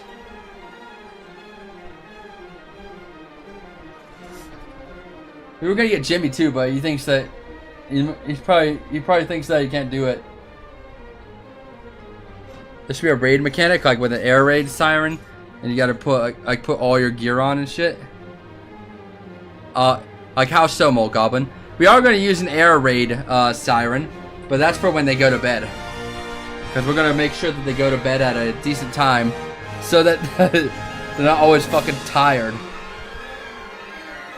That's how long is this gonna be? It's gonna be 9 days. No problem, Scoot. So I'll talk to Jimmy, see if it's possible. But you know he's got that hard ass job, and you know there's a chance he might be on the other fish tank seasons. Let's see, we've got bar fight simulation with boxing gloves. That's gonna be after the blackjack challenge. So basically, we're gonna stage a bar fight and make them fight each other. Rosa Parks challenge. This is one of my favorites in the entire thing, bro. Rosa Parks challenge. Contestants sit in a chair, and crew tries to coerce them out of them. Eventually, drag them out. Once they're fully removed away from the chair, they lose. But if they're still hanging on, they win. So basically, they're just gonna be holding on to dear life to these stupid ass chairs. This is for my show, Tyler. Bro, I'm not gonna get fucking Jackie. I'm not gonna get Alex. I'm not gonna get John. I'm not gonna get Jackie. they can die in their niche corner, bro.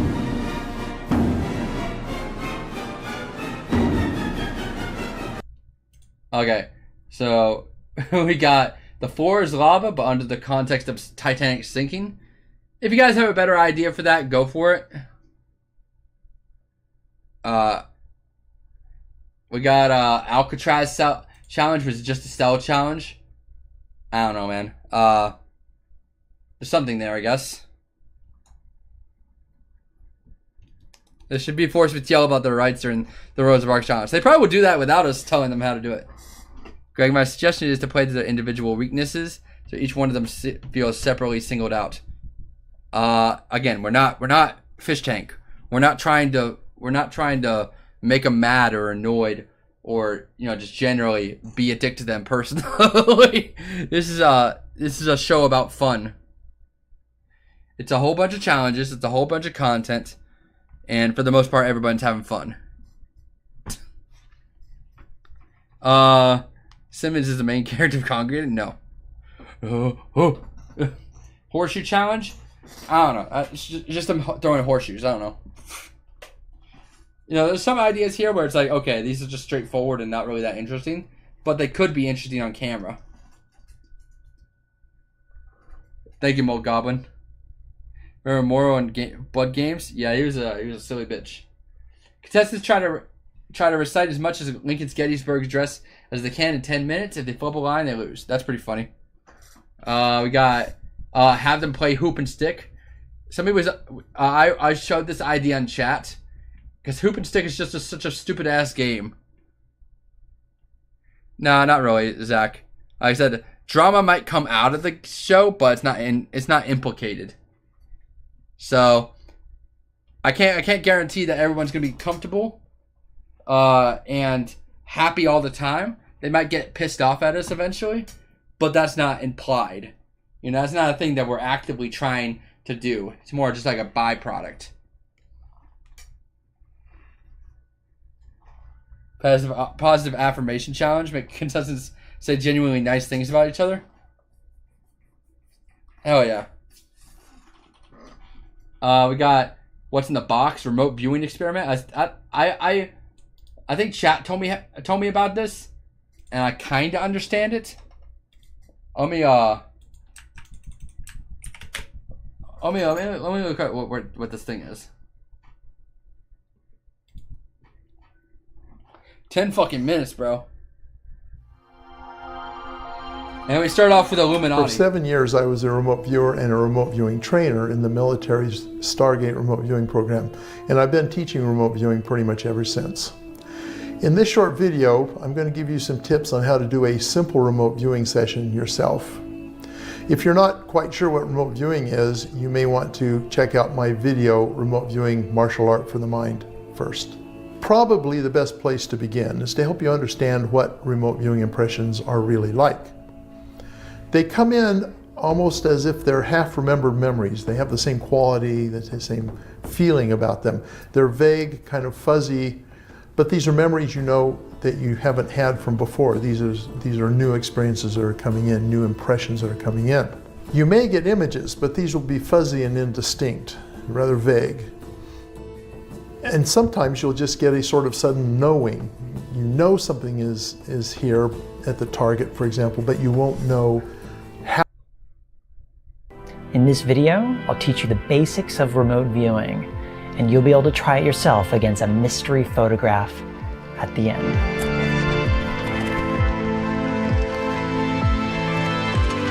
Okay, I'm already over remote viewing, bro. I'm removing that from the list. This just sucks. Too much work. I see. Crazy hairstyle competition. Hey, think of those $1, Scoop. Scoot tipped $1. Congregationalist congregation egregiousness is aggregation aggregated congregative anti-segregation gregarious gregatum macro aggregate ultra-segregationist aggregator congregators grego-congregative gregariously gregale congregational greg. That's awesome. Thank you, Scoot. Crazy hairstyle competition. Give them lots of hairspray. What do you guys think about this? You're thinking you would want to see this? I mean, pretty much everybody who's going to be on the show has long hair, so they could do something with that. I think this could be funny, but it's a little straightforward. So just let me know. We got Barbershop Quartet Challenge. They're going to be performing I'm Blue.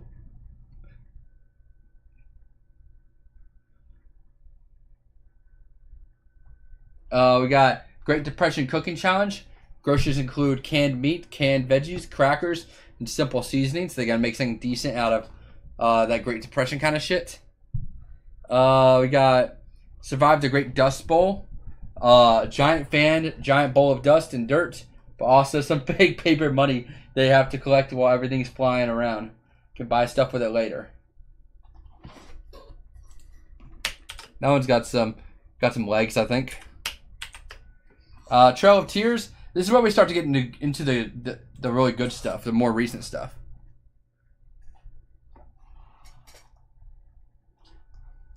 Yeah, I hear that, Zach, but I don't think we're gonna be having problems with that. I don't think we're gonna light fires next to them, bro. Make them all come up with a commercial or jingle for Congregated. That's pretty good. I like that one.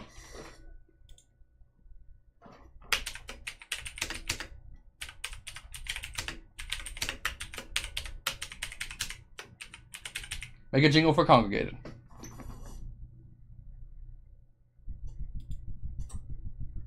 We got Trail of Tears. Contestants are giving Legos to have fun and enjoy. They must smash their creations, then walk on them barefoot. We got give the contestants a day to make a steak oil concoction, then explain why the audience/judge needs it. The Bonnie and Clyde challenge is pretty fucking funny. One static electric discharge. Bro, you're overthinking the shit out of this. You know, there's a lot of ways that that fish tank could have burned the place down, but they didn't. Bonnie and Clyde challenge. This is another one of my favorites. Contestants are paired up, boy and girl, as they have to endure getting hit with a giant yoga ball and not falling over. Whoever doesn't fall over after 3 to 5 strikes gets the win. Have to run back and forth picking up cash at the same time. Bonnie and Clyde. Oh. Cement shoes dancing competition. That's a pretty fun one that you guys just gave up. Hiroshima bomb challenge. Which I don't know how much this has to do with Hiroshima bombs.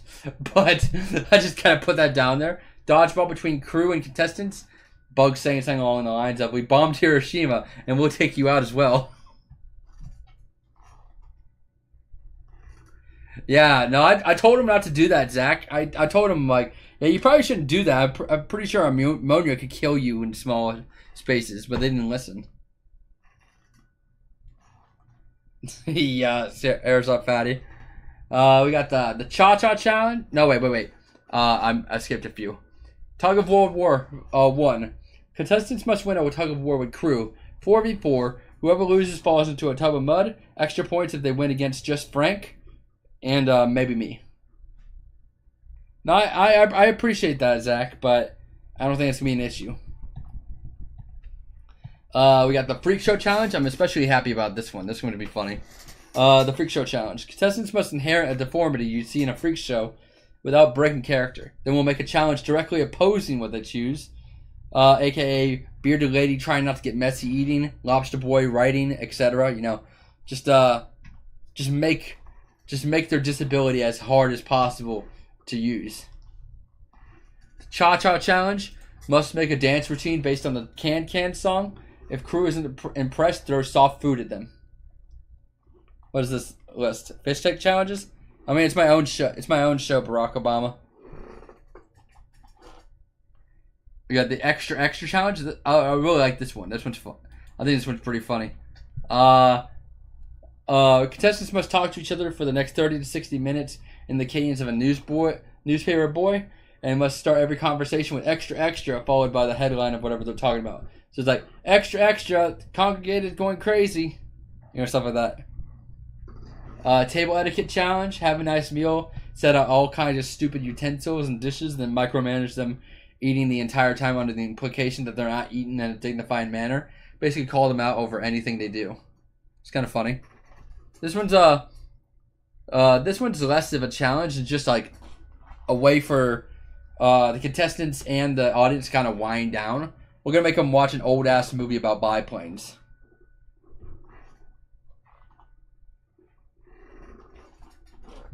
We got charades. I don't know. I just put that down because yeah, changing utensil sounds very funny. Thank you, Jennifer. We got. Okay, see, these is the more open ideas that are more recent. So we got seance, ghost costume. Yeah, I can't fall asleep during the old movie.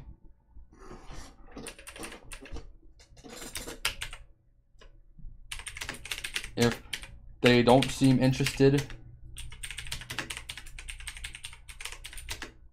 or look drowsy, punish.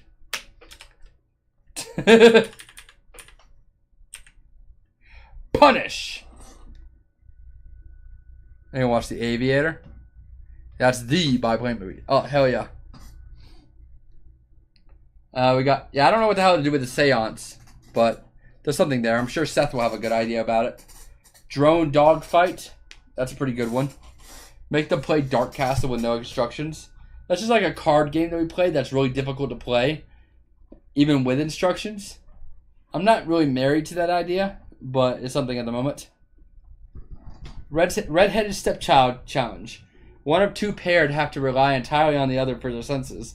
Trust-based challenges. So basically we're going to give them... Somebody in chat was saying this. Blindfold them, give them earplugs. As well as give them mittens and stuff like that. We got high-stakes hopscotch, another chat idea. Get them drunk, assign teams, allow their teammates to hit the other with water balloons or pies and scream at their rivals. If they fall out of line, they have to restart from the beginning. That's a pretty fun one. Time traveler event. Simon Says with crazy dumb requests. I'm sure we could elaborate that. Clowns challenge and geography challenge. I think that we can elaborate on a lot of these ideas before the show ever starts. But these are some pretty good bones, I think. Make the ghost only respond to them forward.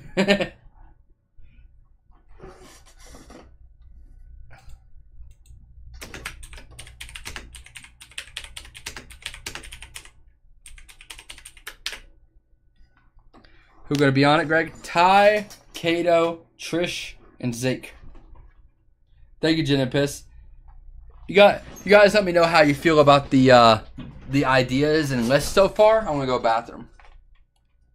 Leave it down in the comments below. I farted.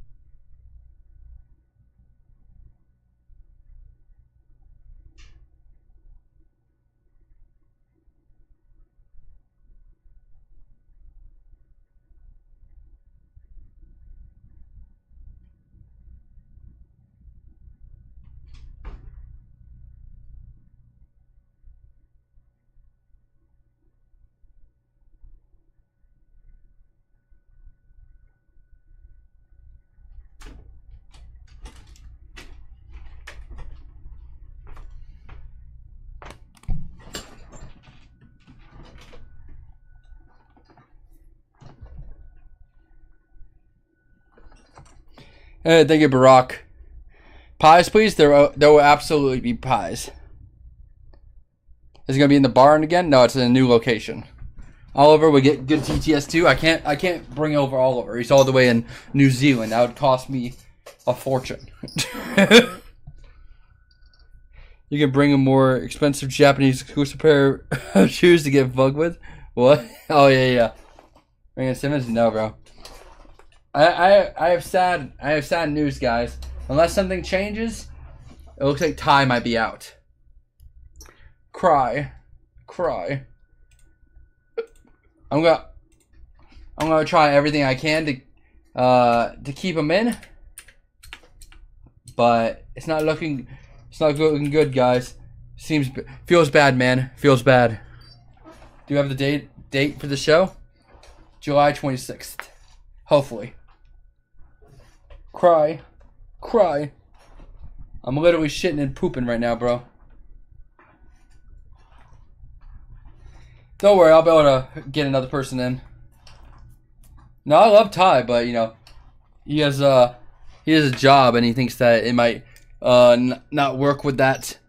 But like I said, I'm gonna try and see if I can still pull him. If he's adamant about it, then well, gotta move on.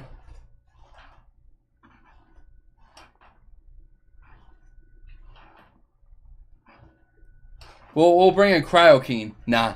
I would never do that. I wouldn't even make a joke about that.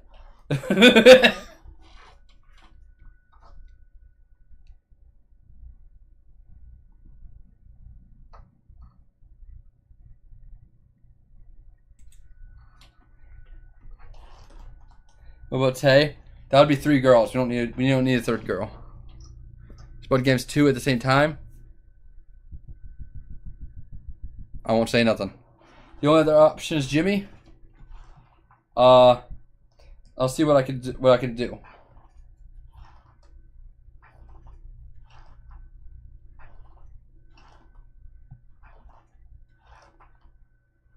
Dave is a good choice too. Job, I mean, I could do Job, but He's kind of a loose cannon. I don't want him to say the N word and get me fucking banned, bro. That was kind of funny, Ginopus. We're gonna cry and don't pay him.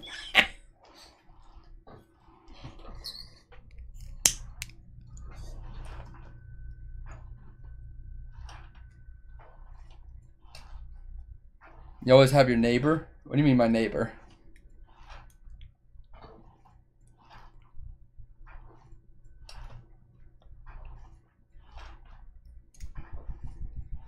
I mean, it would be pretty funny to put Bert in there, but I don't really want to make him a contestant, though. I don't know. Bert being a contestant is not off the table. It would be pretty funny.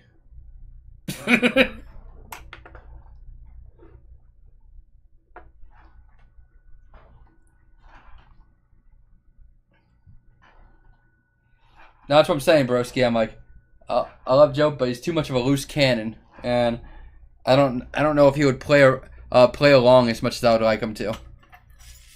You know, this isn't Fish Tank. I can't just scare them into submission. I want people that are actively, you know, trying to play along and make content.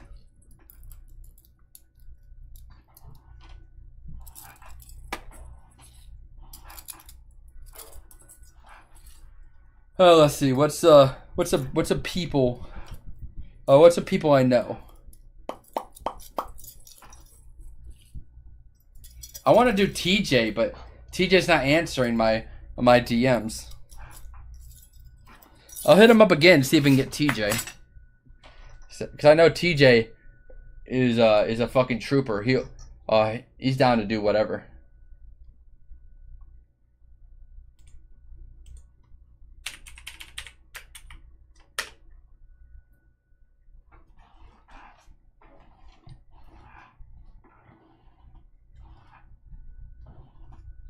Yes, dude. Yeah, TJ's cool as hell. I don't know if he would do it though, but let's see. TJ might win. TJ's got the heart of a lion. Let's see.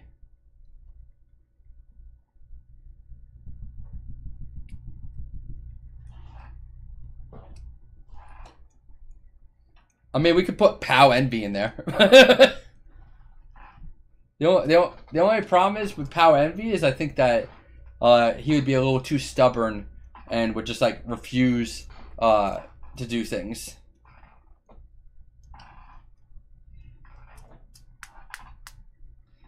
Like I said, we're not thinking about girls. We're thinking about guys.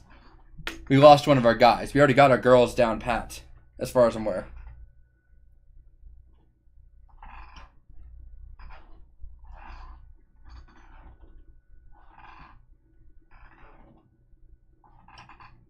I'll consider that, Zach.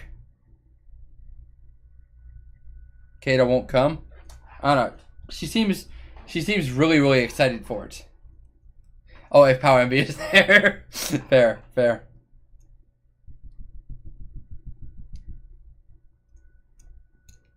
That's fair, Zach.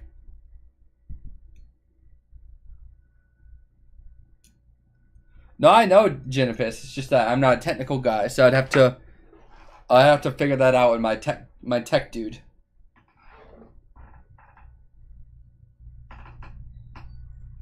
What a fool believes he sees.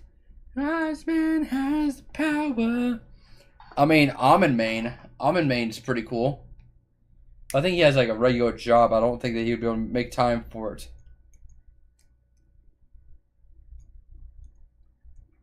I mean, if Blake wasn't so sensitive, I'd be like, let's put Blake in there because Blake was funny as shit. Brian's got a life. If I ask Brian, he either won't answer, or just will be like, nah, I got a job and a wife.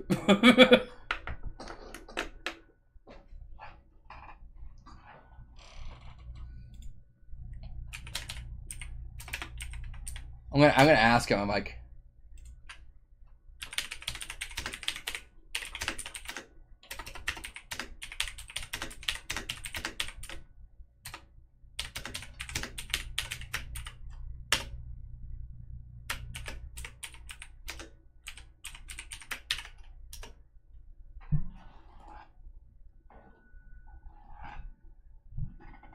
Cause I know the blacksmith guy is definitely down for the down to clown. Like he had like a minor role in Blood Games, and he used that shit to infinity. Like he was improvising and doing funny shit all the time. So yeah, Almond Main I think definitely could be a funny guy to have because he's down to do shit.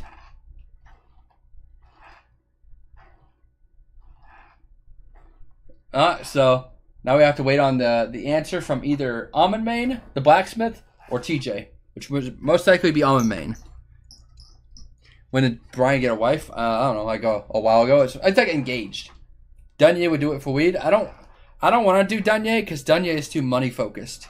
You know, this is a show that isn't guaranteed success, and he's gonna ask like for $1,000 and shit just to be a part of it. So I'm like, bro, that's not cool, bro.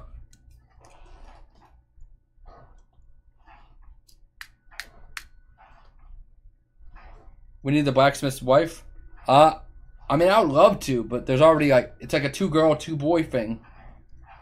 So I'm not gonna just kick Kato and Trish just because a blacksmith's wife. I love the blacksmith's wife, but I'm like, I don't know how I can make that work. Doing castings on stream, let us decide. It's guaranteed, Greg. Well, it's not 100% guaranteed. Like I said, it could either do better or worse, or exactly the same. I don't like to guarantee anything until I can see it. At least ask, no. I don't know what to do with his wife. She can't be a contestant because we already got girls. I mean, if one of the girls drops out, then yes. Laurent would do it for fame. Laurent is non-10, bro. I don't trust him to be very interesting.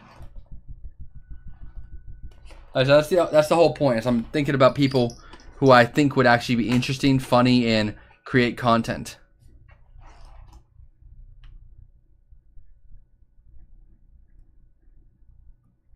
Oh, Dunye? No, I'm not gonna ask. I'm not asking Dunye.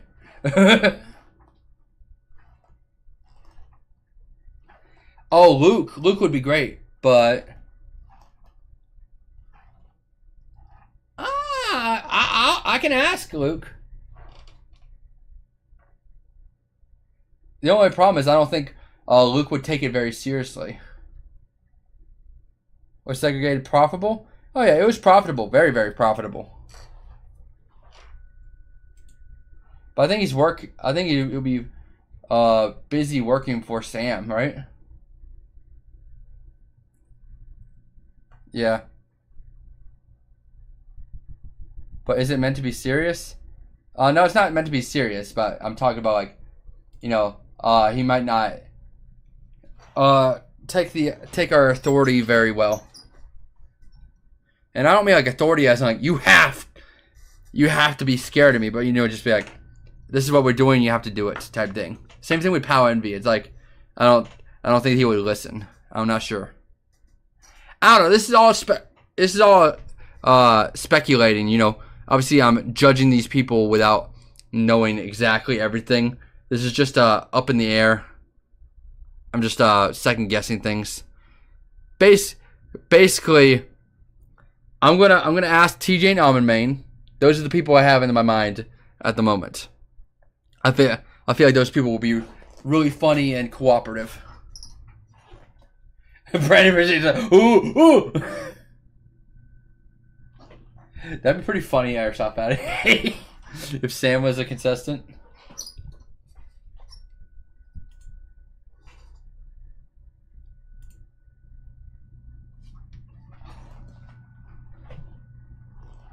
His dog ain't coming back from direction. Hey, they got the 5 gifted memberships. 2 broke. Oh, I can't hear the shit.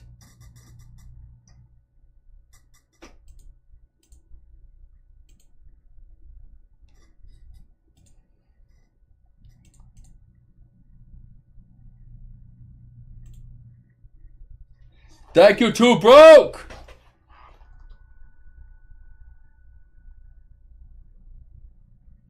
I'm getting a headache, bro. I'm getting a headache thinking about this shit.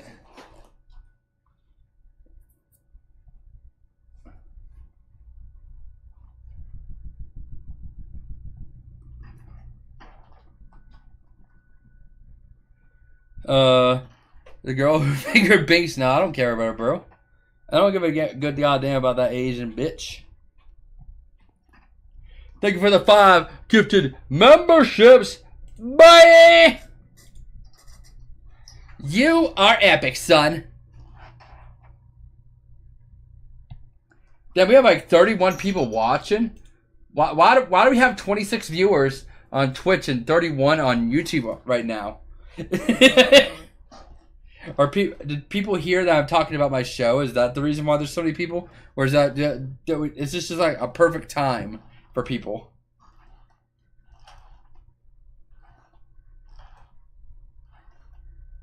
Hell yeah, Malt Goblin. So I'm excited to work on it. It's going to be 2 or 3 times better than segregated for sure. We're gonna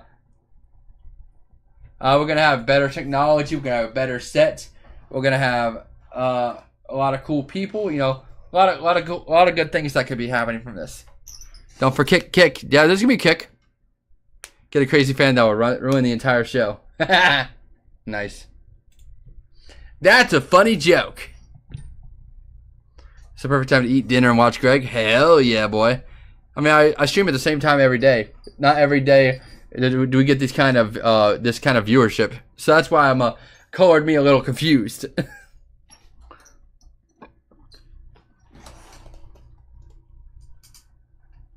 but yeah, I'm super excited for this. Don't stress, Greg. It just becomes a pie in the face competition. It will still be amazing. Now I'm super excited for it. Like I said, hopefully I can get Ty back on board. But if not, I got a couple aces up my sleeve. It's definitely a lot easier to get another boy than it is to get another girl. There's not a lot of girls I know that I think would be super duper interesting and fun to work with. But there are a lot of boys.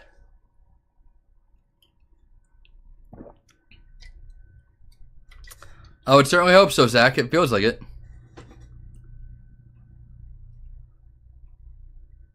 Maybe, broski, maybe.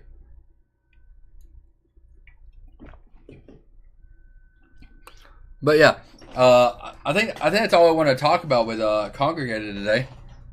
Let's see what else can I do.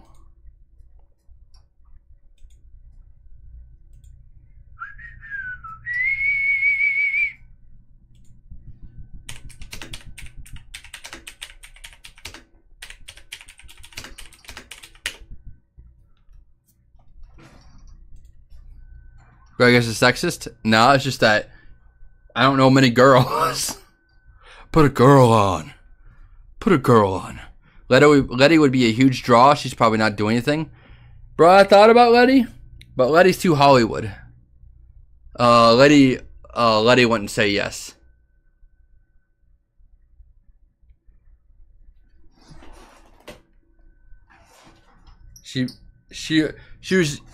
She's practically jumping around. Like, isn't she like in fucking Cuba or something right now?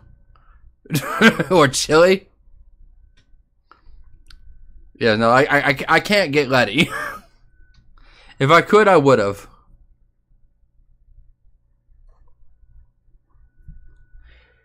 I'm not saying Hollywood is a bad thing, but you know, the possibility of me getting her into my project is pretty difficult. And also, I already got 2 girls.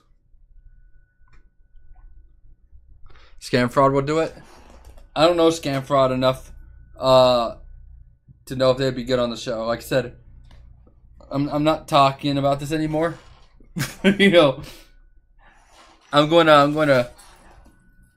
put on who I'm gonna put on.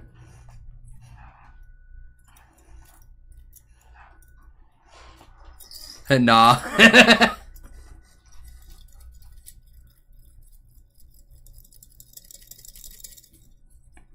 Not here that airsoft found my daddy, but she's literally in fucking Central Asia.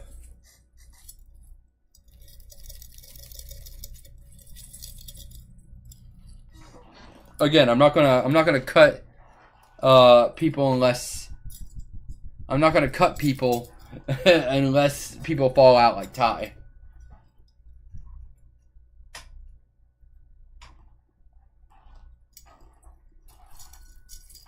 So I already got girls. I don't need more girl.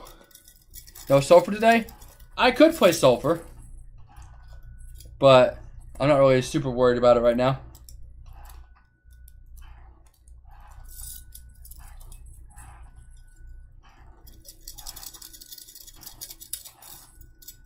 Very cool, Scoot Sack. Very cool.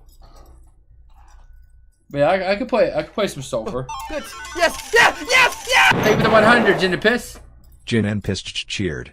X100. Congregated is gonna be uppercase G good. Oh, yeah. Stoked. Definitely. I'm sorry if I'm becoming a broken record. It's just like I'm done talking about Congregated today. I think we did some good stuff. Is Frank a girl? Maybe. Maybe a pretty girl. What up, Rotor? I'm gonna be for real. I don't know what the hell to do anymore. I could play Sulfur, but I don't really want it though. Yeah, this is one of those days where I'm not doing a whole lot.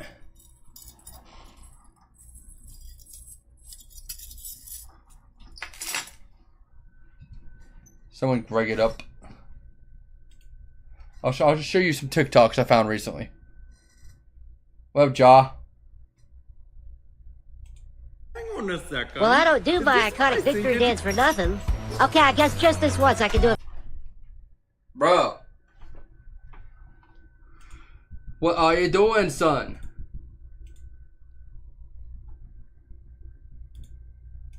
Well, I don't do my iconic victory dance for nothing. Okay, I guess just this once I can do it for nothing.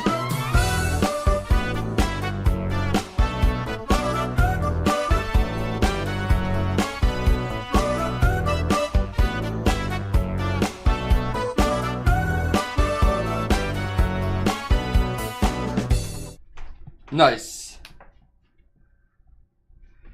Thank you, Jennipiss.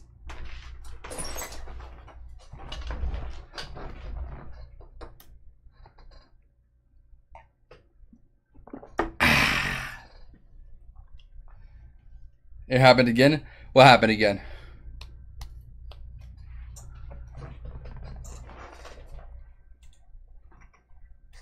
Is this a sweet treat? Because it looks like a sweet treat and it smells like a sweet treat. So I'm going to try it and just see if it is a sweet treat. Yummy.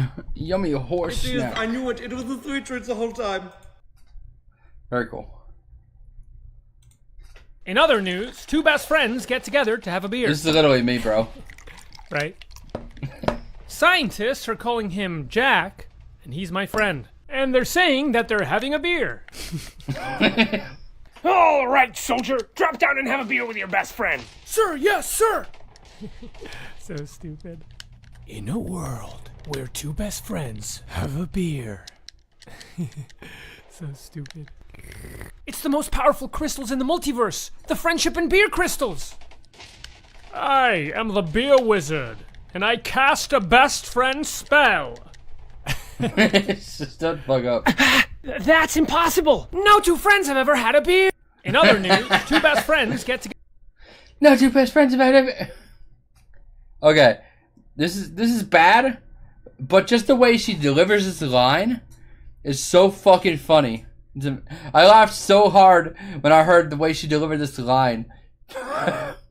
You're the bitch that blindsided me with that candlestick. How dare you open your foul mouth to me, Negress. Excuse me? How dare you open your foul mouth to me? Thank you, Arrow. How dare you open your foul mouth to me? You're the bitch that blindsided me with that candlestick. How dare you open your foul mouth to me, Negress? Excuse He's stupid. She says it with such conviction.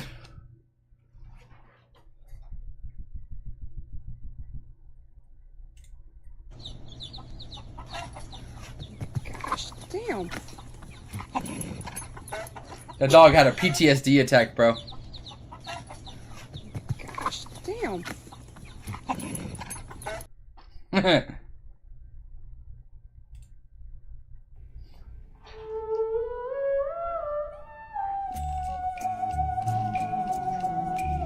Fucking stupid ass mud skippers.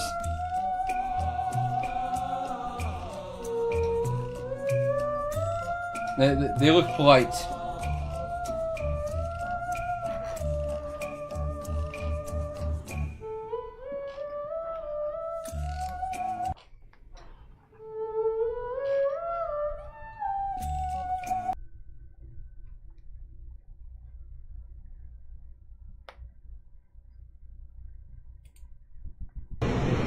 Oh, you can't come back here. Chicken sandwich. Yes, but Chicken sandwich.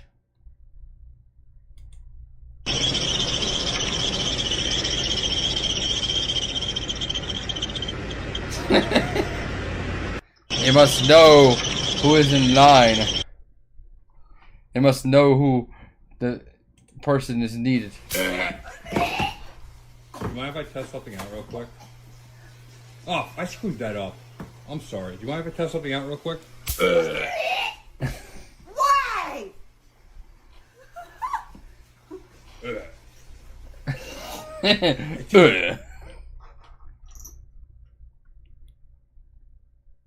Hey, check this shit out.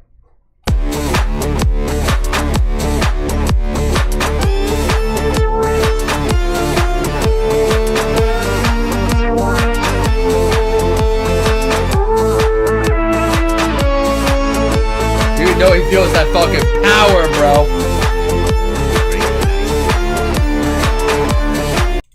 Zuchway17 just subscribed. Thank you for the sub, Zuckway! You are freaking epic.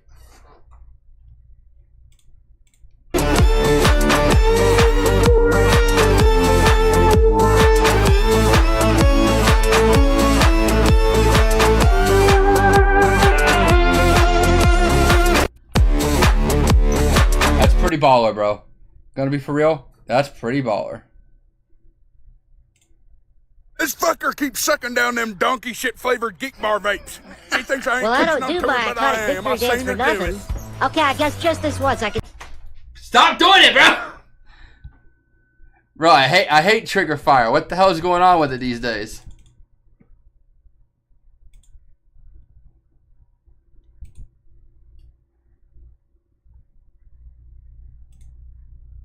Well, I don't do my iconic victory dance for nothing. Okay, I guess just this once I can do it for nothing.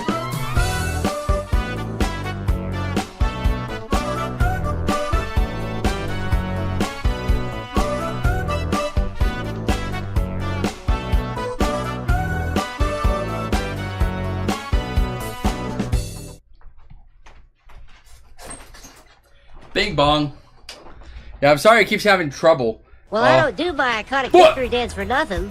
Okay, I guess just this once I can do it for nothing.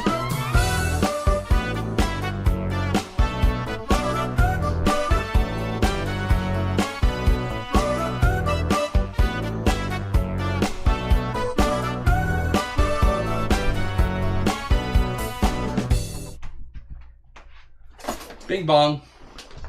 Skibbity. Skibbity toilet. Skibbity.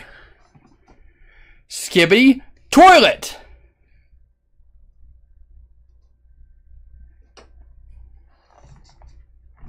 Thank you. Thank you, Rotor Junkie. I try my best.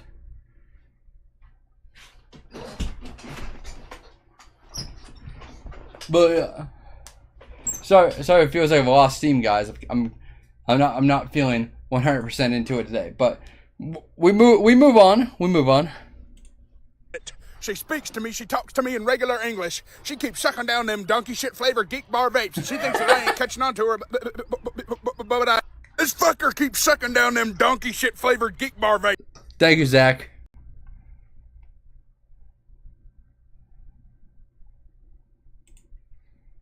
All right, see those woods over there? Yeah. I have not, So Brock. I usually just go in there and pick some crap off the floor. And okay. Thank you, what? Pat. Oh, I was just saying. I'm hoping to be a best man at one point. It's all good. But anyway, yeah. I want to be the best man, the greatest guy, But if you look the hard most enough, fabulous you should be able to friend. find something. Yeah, Love Zach. I'm doing all right. Just a little low energy all of a sudden. Whatever you do, my emotions sweep over me like a cascading wave from the ocean. Why not?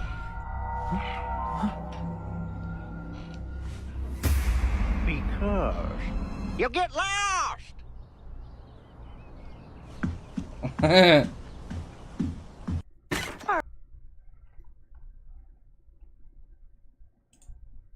Don't feel too much despair though, because it's off to the delightful cookie slide. Whee!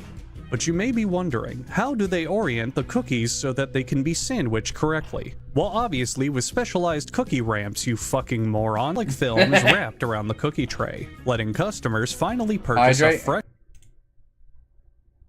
I don't see no hydrate, son. Incorrect. ...made box of... No, sir! No, sir! What the fuck? The shape I goes refuse into to a hydrate. shape press that presses the shape into a pressed You feel shape. anxious at all? Next, no, the just hammers really are tired all of a sudden. And then quickly rescued before any of them create a time paradox. Then it's off to a nice, safe, cooling dip, and oh my god, oh Jesus! What the fuck just happened? This machine imagines the liner is its stepchild and punches holes in it. These holes are for the shoelaces, but can also hold your spaghetti noodles if you leave your spaghetti pouch at home. A multi-steroid injection is put into the shoe. That's pretty epic, making sure I think. it's strong enough to support the I'm 400-pound weight pretty brought on epic. by the average American. Screw a skateletizer into the shoe. Well, yeah, Drill tomorrow, holes guys, in it to or add tonight, I think? skruletizers I don't into the remember. frame. You know my what? This friend one's is, pretty we're boring. gonna Let's test just move the on. cameras When and you shit. paint over them with water, they smudge around a little bit and look like absolute shit. White, yellow, orange, red, stink, Movember, bloop, pertangle, racist green, mystery color, green's and even crazy. red again are available as colors for pencils. More water is added to ensure the water stays wet enough. No matter what color is being made, the mixture always turns green for some unexplainable reason. I don't know, maybe, A single Ryan, group of maybe. wax-coated pencils is not a threat, and can be... Oh god. Oh god, no. I am not trained for this. I am not trained for... Run! Everyone run! It's It's a pretty happening! sweet name. Run! Run for your lives! This Racist company green. makes its pencil bodies from wood, as opposed to obsidian, because that would be fucking stupid. One at a time, the pencils shoot through a vat of... green? Again? How does this keep happening? Next, flour.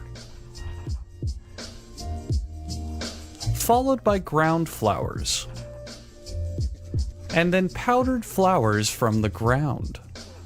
Please ignore the 2 cookies that have fallen out of line on the bottom of your screen. They will be punished for insubordination once filming ends. We have cropped his identity out of frame because he is currently in the witness protection program. We here at How It's Made wish you luck, Robert Savino. And that's how to give the gift of homemade chocolate chip. Get those brownies out of here! God damn it! Don't feel... Get those brownies out of here, god damn it! I said what I said. I'd rather be sleeping instead. I don't care, I don't need a bed. I'm sleepy. I'm going to sleep. My sickness don't come with no remedy. Bitch, I'm in your bed if you suffer me. I'm going to take one more nap. I'm a sleepy head. I said this bedtime. Bitch, I said what I said. Very cool. Very epic and very cool. Very epic and cool and awesome and epic.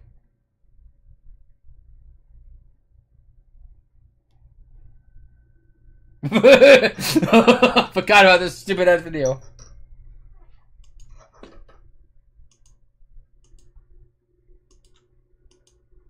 Hey, put that back.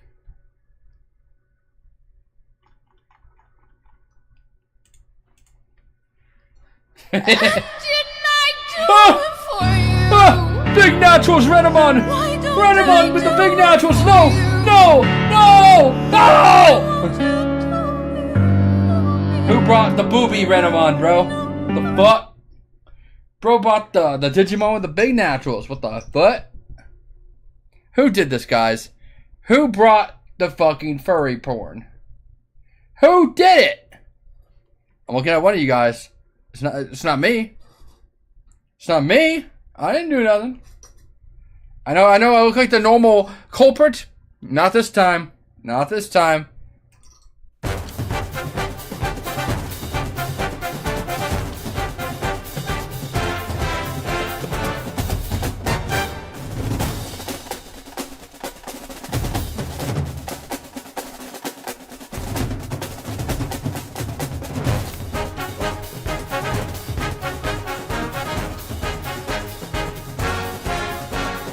I think it's pretty cool. I think it's a pretty cool thing that they're doing.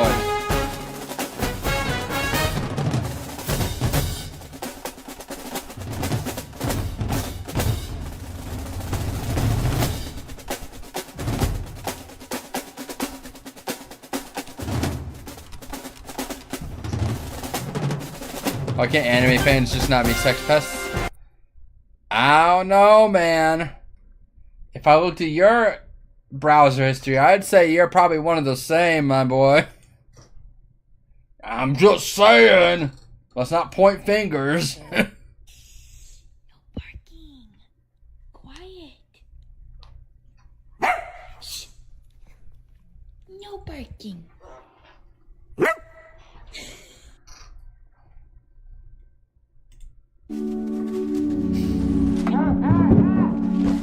Real. This is so real, bro.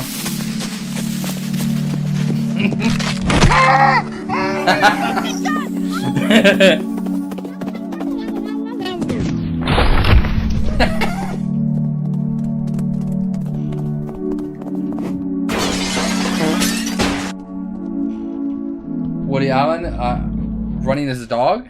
I think so. I'm thinking it's one of those days. Woody Allen running like a dog just has to happen. Aw, man, the sound isn't available. What the fuck? Well, the good news is you're pregnant. We just can't guarantee it's going to be a couple big, strong boys. Well, obviously that quack needs to get his head examined. Can you pull over, please?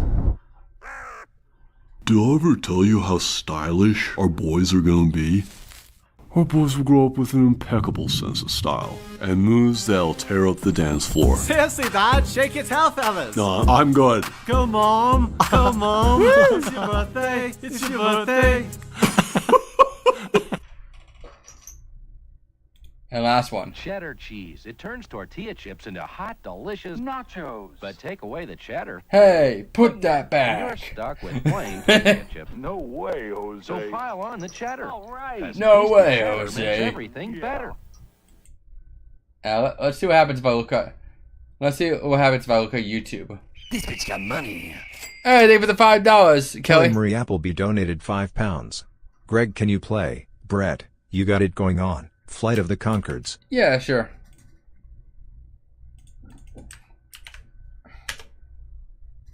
Those things look like Job. I feel that.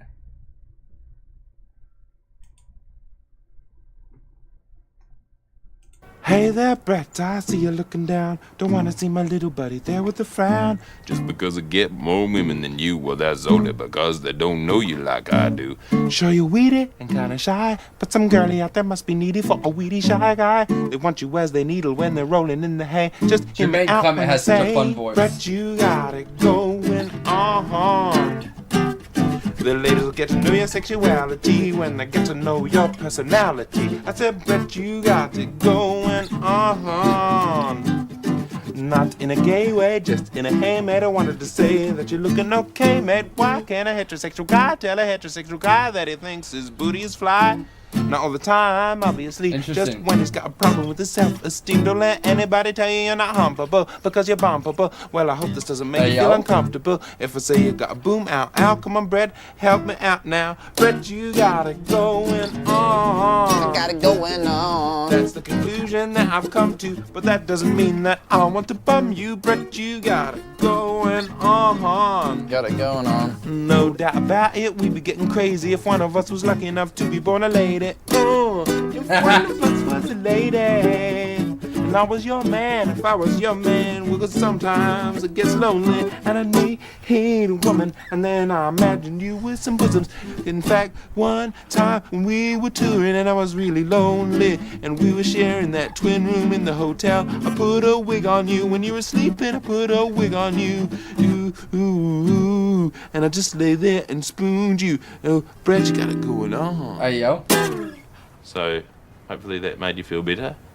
Can I please have a look at the lyrics? Very cool. Very epic, very cool, and might I say even sexual. A little erotic, even. Is it crazy to say that it was a little crazy? It was a little crazy. So things were a little outrageous.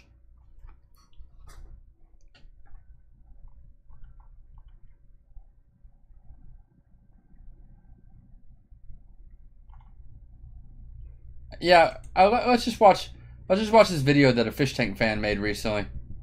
Because, you know. Oh shit. Well, here's the way we can extend the stream by watching more bushcraft videos. Also, I wanted to watch this video. For being a bully on.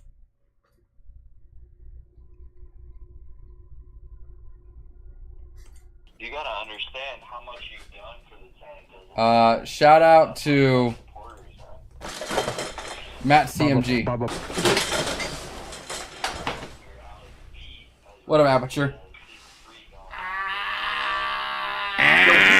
He's Matt CMG. Hey man, that's gonna be the sync clap, man. How you doing, man? Hey man, how you doing, man? It's me. I am the Hispanic, man. How you doing, man? You know what I'm saying? Hey, paisanos, it's me, Matt CMG. Yo, today I've got something just a little bit different for you. Not really that different, but just a little bit. I don't know why I even started with that line. What made you go with that verse? As I'm sure you probably know if you clicked on this video, Fish Tank is a pretty wild show, and its production value. I said the intro to the first season to season 1 of Fish Tank, I think it's the better one.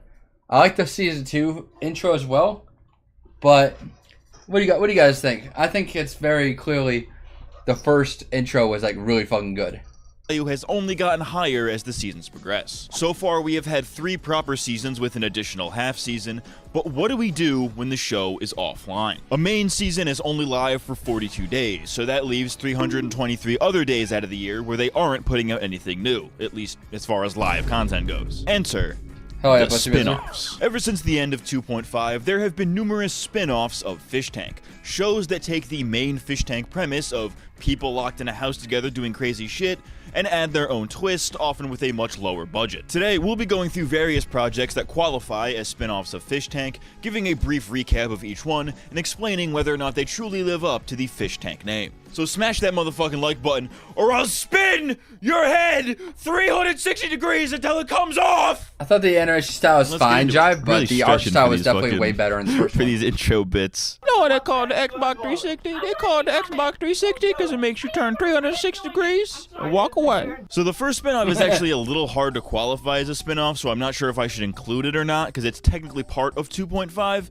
but I haven't actually talked about it like in a proper video before, so we're doing it anyways, fuck you. If you recall, during Blood Games, there was a certain point where Taylor, Oddbot, and Cryokeen were placed in the cell. This didn't really last very long and was never mentioned again. However, in the aftermath of Blood Games, the cell's camera stayed on. All of the wood chips were cleaned out, they added some furniture, and we officially began the 2.5 cell. Hello, it's me, Cell. I sound like this. I'm from Dragon's Ball P. Goku, I'm gay. This featured some familiar faces like Oddbot, Letty, and Jimmy, but they eventually added some new contestants such as Dave and Zoltar. And might I say, Zoltar! Dave, he might low-key be one of the goats, dude. He might be the goat. I don't know, dude. He might be the goat. I'm Dave. What are you doing here? I don't know. However, it wasn't just sweaty fat dudes they added to the cell, as they also introduced homeless people and crackheads with AIDS, and Sensei Scott would pop in and out. every so often. But most importantly was the introduction of Claire, who actually was not there for the cell, but rather something else. By this point, production had also been teasing a new mini-season to go alongside the cell, and this ended up becoming our very first spin-off, known as Bitch Tank. Bitch! Hey! You're a crazy bitch. That song is so fucking bad. That might be a so bad it's good song, honestly. Now, the reason I'm including this as a spin-off, despite it being officially done by the Fish Tank crew, is because it doesn't seem like they're actually planning on doing proper full edits of these like they are with the proper seasons. And as a result, it is not very well documented. So, shout out to Absorb Toast for his fan-made edits. Absorb As Toast! the name and branding suggest, bitch. Shout out Absorb Toast! If you want to watch the recaps on Segregated, it is on Absorb Toast's channel. He has 5 episodes up right now. Let's see. What up, Bunda Boy? Kato right here. Kato going to be on my show. Fingers crossed. Yes, please. Bitch Tank was an all-female mini-season, featuring a group of girls who were fans of the show competing in female-centric challenges. Our contestants, aka the bitches, included the aforementioned Claire, Abby, who you might remember from the Mallet incident, as well as Kato, Kaylee, Jasmine, Leah, Shoddy, Juliana, and Haley. While not all of the girls were present on the first day, and some of them were added in later, it doesn't really matter because it was a more laid-back season, Bitch Tank officially began on July 19th, 2024. Running alongside the cell for the shout out the cell and Juliana Bitch Tank would cross over quite married. frequently, and at a certain point they kind of became indistinguishable from each other. A lot of the girls kind of came and went, but the 3 that made immediate impressions were Claire, Shoddy, and Haley. The audience was already well acquainted with Claire because of her time in the cell, and Shoddy and Haley quickly made themselves known after they got violent with each other not even a minute after meeting. It's the Southern Belle versus the Black Queen. I'm sure there's a Confederacy joke to be made there somewhere. Like, I don't think it can be understated how badly these two hated each other. Like, it was on fucking sight for these two. It was crazy. Throughout the duration of the competition, the girls would undergo a variety of different challenges, a surprising amount of which were actually gaming-centric. There was a PS2 set up in the closet and an Xbox in the main room, and the girls would compete against each other in games like Call of Duty and Just Dance, where they danced exclusively to Doja Cat. I don't like Doja Cats. I bet you hadn't known it. Why don't you say so? Bars! I hear that, Kelly. Bars! Shout out Doja Cat for wearing the Sam Hyde shirt. She was so real for that. To reiterate, since I believe the gaming thing kind of took us away from the main theme, the whole point of this season was that it was going to be female-themed, very female-centric. Everything is pink, all that shit, right? Viewers could buy their favorite bitch a rose or a glass of champagne and, you know, shit like that. Shit women like. You get the idea. The American people are tired of women. While all of this was going down, the cell was very quickly losing inhabitants. Zoltar and Dave would leave after a few days. Claire obviously moved over to Bitch Tank. Letty would join production during this time. So, at this point, who are we populating the cell with? Well, their answer was Greg, the freeloader from Season 2, and the cell very quickly turned into Greg Tank. By this point, Bitch Tank was also getting freeloaded, with their first being Jacob, aka Pow Envy, who you might know as the Twitch streamer who got famous off of TikTok showing off his roach-infested room. I thought Asmongold was gross. He still is gross. He's actually way grosser than that. I don't know why I brought... Fuck Asmongold. That's why I brought that. Fuck you, Asmongold. You're dumb and gay. Asmongold, we're like munch on chode because I'm fucking gay. Jacob and Greg got along quite nicely, and the two would make frequent appearances in the Bitch Tank to mess with them. They were almost a little bit too good at this, since they made the girls a lot less interesting. Like, they mocked the fuck out of them just by doing nothing. It was pretty crazy. I should also mention, Blicky was introduced around this time as well as another freeloader, and she brought about another level of ironic humor to the tank. Shout out to Blicky, underrated freeloader. I think that's fucked up and disgusting, and no white person should be saying the nigga word. I would never say that. Meanwhile, the tensions between Shoddy and Haley were rising significantly, to the point where they had to be separated at night so they didn't kill each other in their sleep. Well, I'm sure it wasn't that serious, but you get the idea. It was not like an ideal situation, right? These two clearly needed therapy. Enter Pearl Davis, aka Just Pearly Things, aka one of the biggest political grifters of all time, and that's not a compliment. I saw somebody call this bitch like a Cuban beast on Twitter before. It was fucking crazy. Anyways, Pearl would serve as the group's therapist for the next few days, interviewing them and trying to break down their psyches. Kelly, no. I think Blicky's therapy session might be one of the most underrated moments in Fish Tank history. I'm not gonna lie. It's pretty fire. It's hilarious. And speaking of breakdowns, I saw that, Haley Zach. was seemingly going a bit stir-crazy, which was, It was, only kept in she check had, by like, the no constant makeup on. love It was, bombing like, from the audience. really hard See, to, despite Haley not really being that whereas popular of a Blicky without contestant, makeup. production thought it would be funny to gaslight her into thinking that she had a hardcore dedicated fan base called the Haley Gang, who would constantly send her fish toys and positive TTS messages. Haley She was crazy. completely believed this and would play it up for the camera anytime she received even a modicum of positivity. It was pretty cruel, all things considered, and the finale was just the cherry on top. It came down to the final two between Shoddy and Haley. The bitch tank has been converted into a science lab, with the girls being put through all kinds of science-themed challenges, such as being lab rats in a blind maze, among other things. Their final challenge was Fish Tank's take on the Milgram experiment. If you don't know what that is, this was an experiment in which test subjects were told by the scientists to administer electric shocks to another person behind a glass window. In reality, the people behind the window were not actually hooked up to any machinery. They were simply just actors. The test subjects were told to continue increasing the voltage to the point where the actors were screaming out and pleading for their lives. Zach.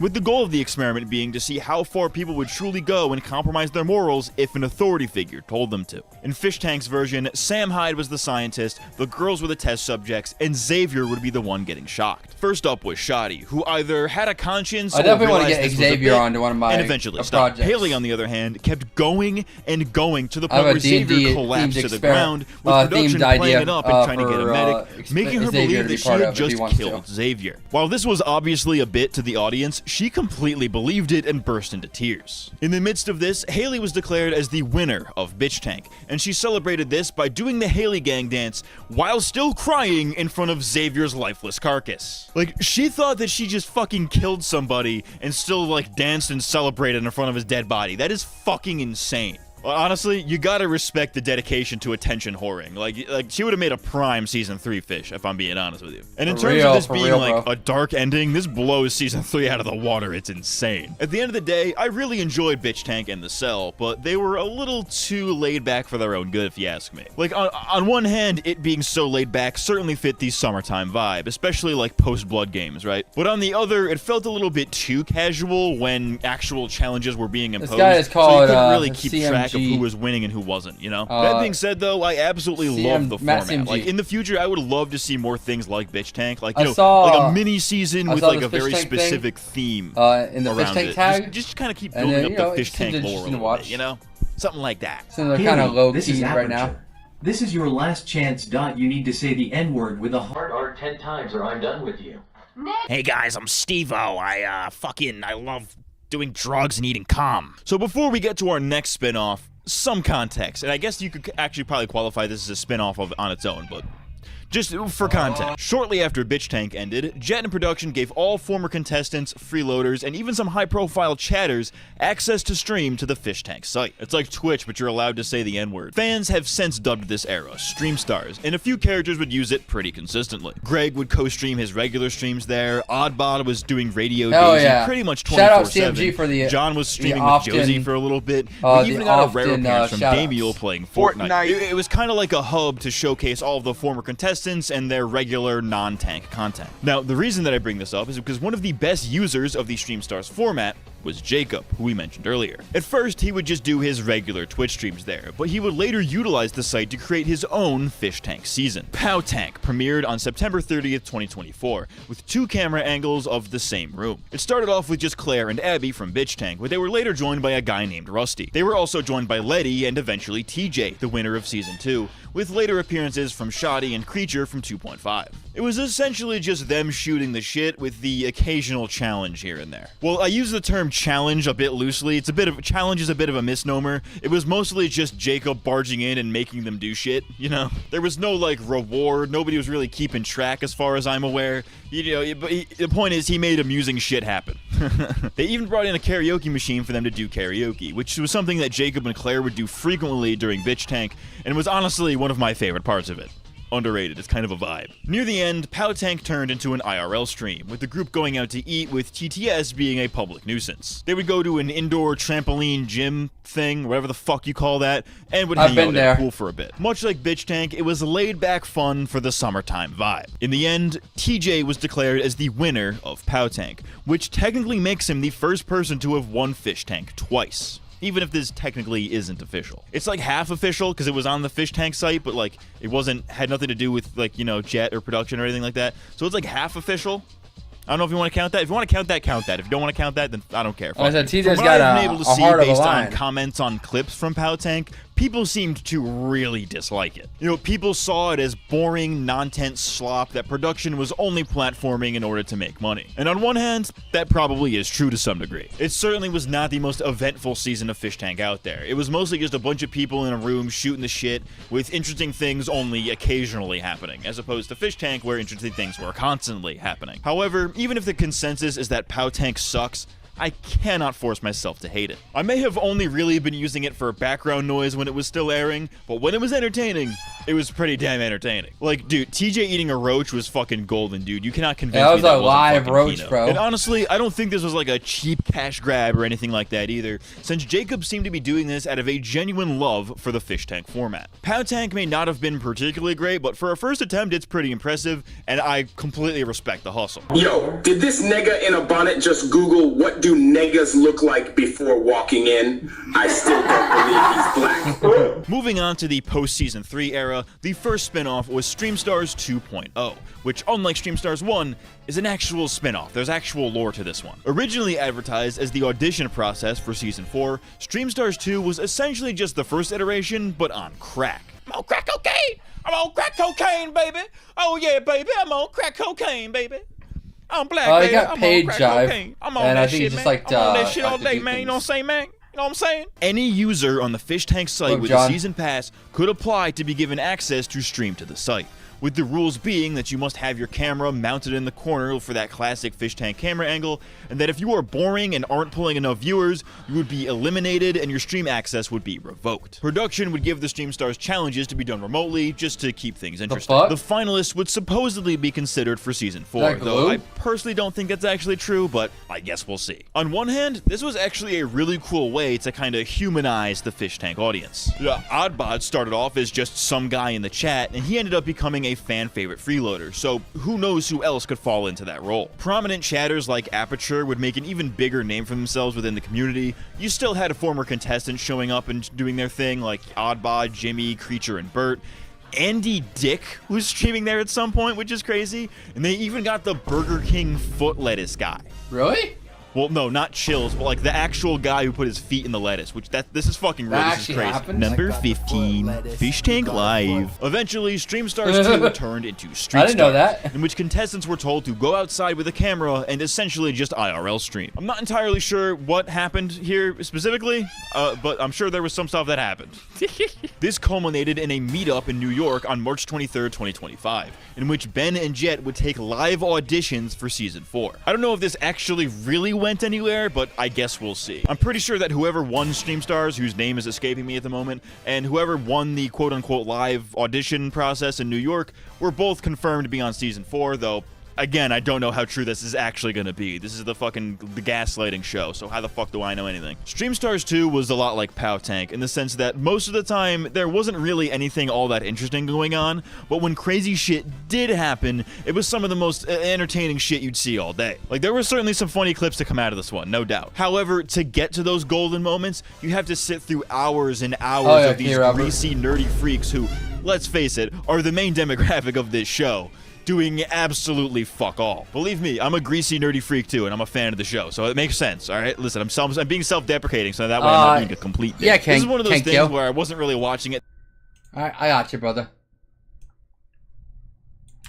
There's the video if you guys want to watch it on your own. Leave a little comment saying, thank you, Matt CMG, for platforming Skitsy, the absolute troglodyte, once again. That intently and would end up getting my lore secondhand through Twitter. And if my brief recap and synopsis of this has shown, That's pretty obvious that I got my lore for this from Twitter. I think the most substantial event that came out of this was when Chatter Jackoff flew off of his dirt bike and broke his leg. That was pretty fucking crazy. But again, it's the kind of thing that you can't really predict. You just kind of have to sit around and wait for something interesting to happen. Correction. Hey, Twitter world, it's me. Correct. I want to know how the hell he got his 4G and stuff to work in a tunnel. And also, why are you so ginger? Matt CMG here. Time to make a few corrections because I I'm didn't dumb really and keep, stupid and don't know how to do research. I didn't really think keep a after, close eye on Stream as many Stars years as either. I've been doing this, I'd know what I'm doing. But yeah. Now, something on Stream Stars that I feel like I should mention was that there was also an attempt at another kind of POW tank-esque fish tank spin-off called Sardine Tank. This was run by Aperture, who we mentioned earlier. He set up a bunch of cameras in a house and invited a bunch of other Stream Stars people to show up. Alex B and Mizzy from Season 3 showed up at different points. I don't know if they were there at the same time. I don't remember. I wasn't really watching it, to be honest with you. I think this is where Alex B originally talked about divorcing his wife, which is pretty crazy. Yeah, he so kept this is kind of fish tank lore trying to if you're throw following himself off the Post porch. But should be mentioned. Sardine Tank. It was a thing. I don't really know if there's anything notable that happened in it aside from that. But we're gonna point it out anyways.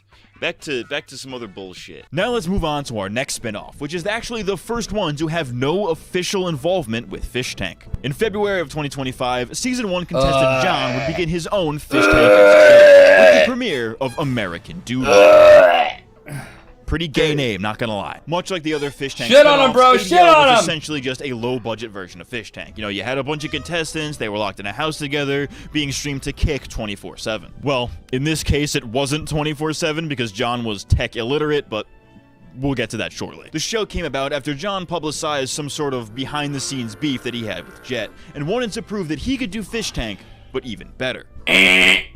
Spoilers, but he did not do that. Now let's meet our contestants. Gee Willikers. Our contestants included, and I'm sorry, I'm gonna have to read this directly from the script because I cannot for the life of me remember their fucking names. Mara, Ethan, Archel, Kevin, Carl, Augustine, Midori, Sydney, and Mary Jane. And they would eventually bring in their equivalent of freeloaders, one of which was actually Shoddy, who you might remember from Bitch Tank. Oh, yeah, She's been in Rusty. like fucking 3 of these at this point. That's kind of, I respect the dedication. Oh hey, it's me, Correction, Matt CMG, back yet again with the white vans. It should also be noted that another freeloader, quote unquote, for ADL, was Skippy Swags. He was a Stream Stars guy. He's pretty big in the Fish Tank community. He infiltrated ADL. I don't know exactly what his goal was, but he kind of documented the downfall a little bit. So that's interesting to see kind of the fallout from John being a spaz. So shout out to Skippy Swags. I feel like I couldn't have done this video without mentioning him. So he's being mentioned. I'm retarded, by the way. Hey guys, retarded. Oh, One thing that is made immediately clear is that I kind of assumed that the show wouldn't be very good because John is all just worried about flexing. I kind of clocked it from the very moment ADL started. I'm like, bro, this is just gonna be John's power fantasy. He's just gonna lord over everybody with this alpha status, and then kind of bitch out when anybody kind of like questions him at all. The unplanned nature of the show is just the cherry on top. I'm like, okay, so this guy is a try-harding alpha status while also just being incredibly illiterate with how shows work. He doesn't know how he doesn't really know how to do a good tech. He doesn't know how to get the OBS set up. He doesn't know how to make the show not look like shit. All the text on screen. He doesn't really have any interesting challenges. All kinds of bullshit. Just a nothing show. And him just doing all that crazy shit, like leaving them on the side of the road, not getting the person who broke their hand or something like that medical treatment, and not giving them food and doing cocaine and stealing crypto money. All this is alleged, but considering what I know, I'm inclined to believe. So, I'm not going to act like my show's any better. I've never implied that. John's main problem with ADL is he tried to frame it as like the best show ever, and how it's going to totally trump Fish Tank. And it's like when you're aiming so high, the best place you can be is on the ground. So it's better to say that we'll try our hardest, and then people be like, wow, you did a great job. Then being like, our show is going to be literally better than Fish Tank, and Sam and Jet should literally kill themselves, and then, have a really shit show. And be like, yeah, you overhyped the shit out of this, man. Thank you, Zach. And then on top of that, the only reason why he started the whole beef with Jet and Sam was just because they wouldn't let him stream on their site. It's like, bro, if your show is good, you don't need Fish Tank to make it good. Like, yeah, if you put it on Fish Tank, maybe it would have made a smidgen more money. But, have enough loyalty and trust in your process that you don't need Fish Tank in order to make it successful. I'm like, yeah, I could have asked Fish Tank to put my show on, and maybe they would have considered it, but that's not their problem. They don't need to platform me. Like, I like Jet, I like Sam and all of them, but I'm not going to lord over them and be like, you need to put me on Fish Tank. My thing has always been, if you need me, you know where to call me. So yeah, I'm going to stop talking about it, but just everything that John did was so egotistical and narcissistic. And it would have been, maybe that would have been good if he actually knew what the fuck he was doing. Many of these contestants were chosen specifically because they were very reminiscent of former Fish Tank contestants. More specifically, Fish Tank contestants that John has been wronged by in the past. Mara was a lot like Taylor, Ethan was a lot like Vance, and even Kevin was a lot like John himself. They were not very subtle about any of this either, since John and his production team would constantly make these comparisons outright, and would constantly name drop Fish Tank specifically to take jabs at it. Did you watch season 2 of Fish Tank at all? Very little. It fell off after season 1. Yeah, in that's my true. opinion. A little bit too much interjection of the director, if you ask me. There was a girl Zach, who a lot of people are comparing you to. I have no reason to like John. I tried to give him some the whole meme on Fish Tank was that, like, John is gay. It's a gay show. That whole meme, right? But ADL? No. ADL is not a gay show. ADL is a straight show. We're a straight, wholesome Christian show where we put OnlyFans girls directly on camera. It's crazy. Much like Fish Tank, viewers could send TTS and pay to fuck with the contestants. Except instead of fish toys, they were called boy toys. I forgot about that. John is really not beating the gay allegations. As you might have guessed, this ended up being an absolute shit show as well, since not only would John deny any TTS that criticized or made fun of him, but nobody was actually willing to pay for boy toys if they weren't even guaranteed to see them. Because, as you might have guessed, John and his production team have zero concept of how technology works.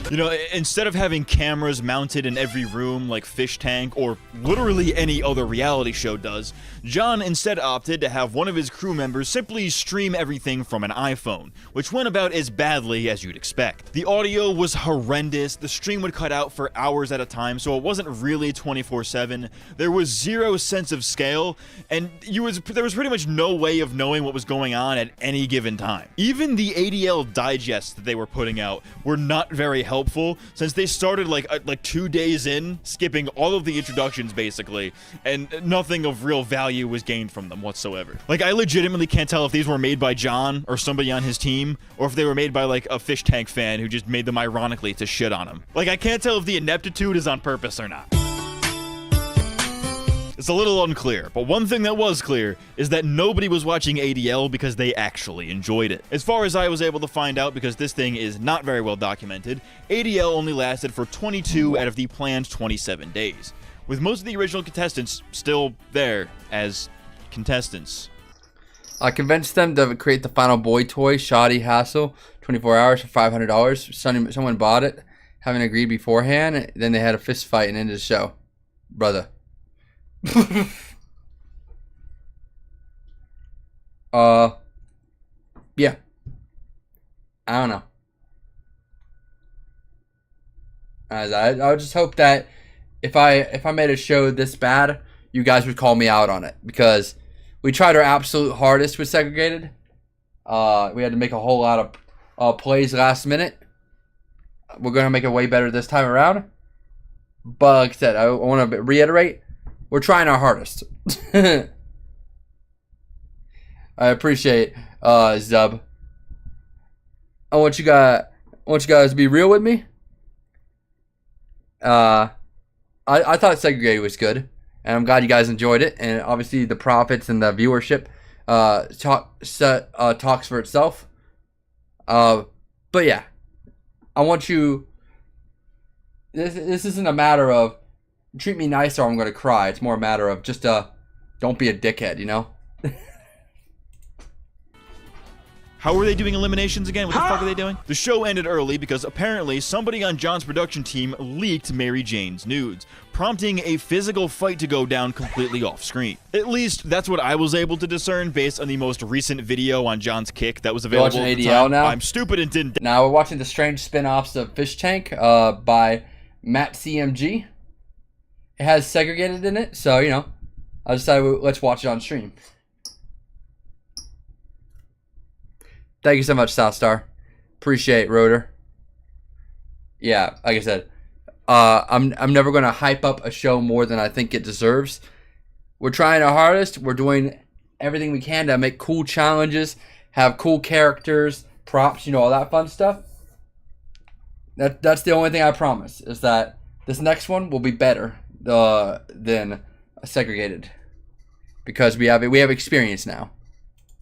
Download it, so the fuck was I thinking? But, you know, whatever. Again, it's kind of hard to know for sure what exactly happened because nobody was watching this, so obviously nobody was archiving. Like, Craig, I streamed for like 6 viewers max on a good day, and I still outperformed this shit. Thank you so much, Cool crazy. Cat. I'm exaggerating a bit. John's streams were absolutely outperforming me, but nobody was watching him because they actually liked him. And you know, I think the fucked up thing is that if John had played his cards right, this might have actually been something worth watching. A clip from the show of one of the contestants snapping their ankle went viral on Twitter, and this was on like day 1. They were basically just handing John the keys to success on a silver fucking platter right there. He could have very easily capitalized on this and truly stuck it to Jet the way that he wanted to. But like I've alluded to, John is not very good with technology or social media. Despite being advertised as a Fish Tank competitor, ADL completely lacked anything that makes Fish Tank interesting. Chief among them being entertainment value. And you obviously cannot have entertainment value if you can't even get basic fucking camera angles right. The only thing the show really had going for it was that some of the contestants seemed kind of interesting based on the very brief exposure we had to them. Honestly, I think it'd be pretty funny if Fish Tank snatched some of these people up and brought them on season 4 as like freeloaders or something.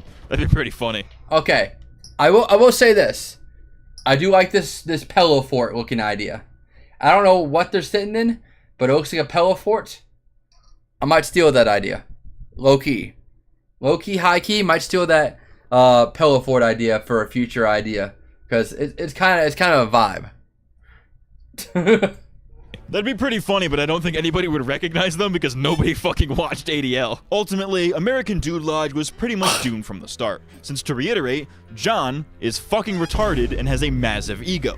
Two things that do not mix well. You know, he really wanted to be that, you know, Sam Hyde, Jason Goldstriker type figure, right? Like the wacky host type beat, right? But completely missed why that character works. Goldstriker works because he is unpredictable. You know, sometimes it's just Sam Hyde in costume chilling with the fish. Other times he's being a complete asshole. But regardless, he always keeps up a level of goofiness so that everybody remembers that it's all just jokes. John used his hosting duties to scream at and berate his contestants, but it never came across as having any sense of irony. You know, he fucking comes in with a list of rules and makes everybody never regardless in gold the whack. Well, you know, he ultimately Fish Tank snatched some of these people up and brought them on season 4 as like freeloaders or something. That'd be pretty funny. But I don't think anybody would recognize them because nobody fucking watched ADL. Ultimately, American Dude Lodge was pretty much doomed from the start. Just jokes. He reads them all aloud. You know, he fucking comes and berate his contestants, but it never came across as having any sense of irony. You know, Thank you, fucking comes in with a list of rules and besides the fact that it kind of got out of hand at the end, I thought Segregated was super fun, and I know that everybody, some people say Segregated isn't interesting and blah blah blah because it's just Greg having fun and blah blah blah. I'm like, I mean, if you don't want to watch me and my contestants just having fun and making content, then, you know, good for you. You don't gotta watch my shit. But there's one thing that I'm definitely not doing, and that's trying to be Fish Tank. I respect Fish Tank. I'm not going to steal. I'm not going to try and compete with them. I'm not going to try and shit on them. I'm not going to try and. I'm not going to steal their ideas outright. You know, I'm going to try and do my own show. And I'm going to be real. Segregated is not Fish Tank, and it's very clearly not. And I'm very clearly not trying to make it Fish Tank. I'm making a show that I want to make, which is Fish Tank, but more focused on content and less focused on mean stuff, mean edgy stuff. I'm just making stuff that I think is fun and is entertaining. Whether you choose to watch it or not is entirely up to you. I'm not gonna get mad at you for it, but don't expect me to be Fish Tank. Yeah, you know, there's some rusty, but I'm just laying down the law in case anybody is expecting that much of me. Hey, thank you so much, Come God, Ekin Monster. Thank you, N-word. So you won't be dressed in your Sam Hyde costume? Nah. No, production was definitely fighting with each other the entire time, Darius. But yeah, like I said, my stuff has always been more focused on content than social dynamics. You know, social dynamics happen with Segregated just because of how, you know, people being stuck in a house together work. But my thing is, I want enough content to be going on constantly to where every time, if you don't like one thing for 1 hour, you can tune in next hour and there's something else happening. You know, besides Fish Tank where they have hours and hours of practically nothing happening. Not to say that that's bad, but, you know, tensions are a little higher in Fish Tank. And makes everybody sit down while he reads Hell them yeah, all airsoft aloud, fatty. seemingly to stroke his ego, whilst also completely missing that Fish I Tank like Blood works Games because it was fun specifically too. There are so few I think Blood Game Anyways, is my favorite. Point is, he my tried favorite to emulate season. Fish Tank without understanding anything about what made Fish Tank work. He seemingly thought, "Oh, I'm John from Fish Tank, therefore this is Fish Tank." It's like, no, dude, you need to put a little more effort than that. Above all, though, ADL exposed John for who he truly is. This is turning into like the John expose or whatever the fuck. I don't want it to be that, but like, Yeah, no, it's ADL for was, like I context, said, just John's during power ADL, fantasy. John would occasionally go live without meaning to while he talked with his production crew. They would discuss plans for the show, but more importantly, would also discuss all of the debaucherous activities they were going to get up to later. Like, dude, you cannot portray yourself as being a wholesome Christian and base your entire show around that, while also paying for hookers and Blood blow Games is behind fun. It was closed just doors. people Like, listen, you making can fun pay for hookers content, and blow all you want, dressing right? That's up and fine. Do whatever fucking you around. want. But let's not pretend that you're clearly trying to hide that by It's definitely portraying the height yourself of as a man of content God, a man of and gosh, stuff a that man it's of not gosh himself. directly, Shout out to Gosh. antagonistic. John is one of the most insecure people from the Fish Tank realm. Certified lol cow material, and fans have done an absolute 180 on him since his season 1 days. But Oh, I unlike think the Fish Tank nonsense that fans let who Fish wish for breathe. his Oh, yeah, I downfall, know. I can only hope that John can learn from his mistakes with ADL You know, and everything that happened regarding it. And with Congregated, we're not gonna make them do stuff like all the time, but you know there is generally gonna be content. I understand why there's not much stuff going on, but the majority of the reason why there's a whole lot of content on on Fish Tank is more based on the 42 days that they have to go. You know, from what I understand, the reason why there's not stuff happening all the time on Fish Tank is because they have to go for 2 days straight. Whereas my show is only 7 and 9 days, and therefore less pressure, less work, less ideas. You know, my stuff is smaller, and therefore I can fit more stuff into it. Like I said, I'm not saying Fish Tank's bad at all. They just have a different plan. Thank you, Wine Child. And, you know, maybe become not a piece of shit. That's my hope. I'm gonna give you the wholesome version. Now, me personally, I think Fish Tank is gay and retarded. Tune into American Dude Lovers today. They are barebacking each other to 100 viewers daily. American Dude Lovers. I don't fuck with John. Are you going to keep Frank involved with Segregated? Oh yeah, he's going to be on the next one. Get some tissue, bro. Well, I think I'm mainly messing with my nose out of anxiety. To be fair, I don't think my nose actually itches. I think I'm just finding something to do with my hand, to be fair. Because he wants to be a pimp. He wants to get fish tank fans to sign up for OnlyFans. So he can shoot content with them, is what he says in management. So that's disgusting to me. And lastly, for the spin-offs, until they inevitably do like 15 fucking more after season 4, is Segregated, which as the name suggests, was created by Greg. Thank you, Matt CMG, for the shout-out. Big shout-outs from Matt CMG on this video.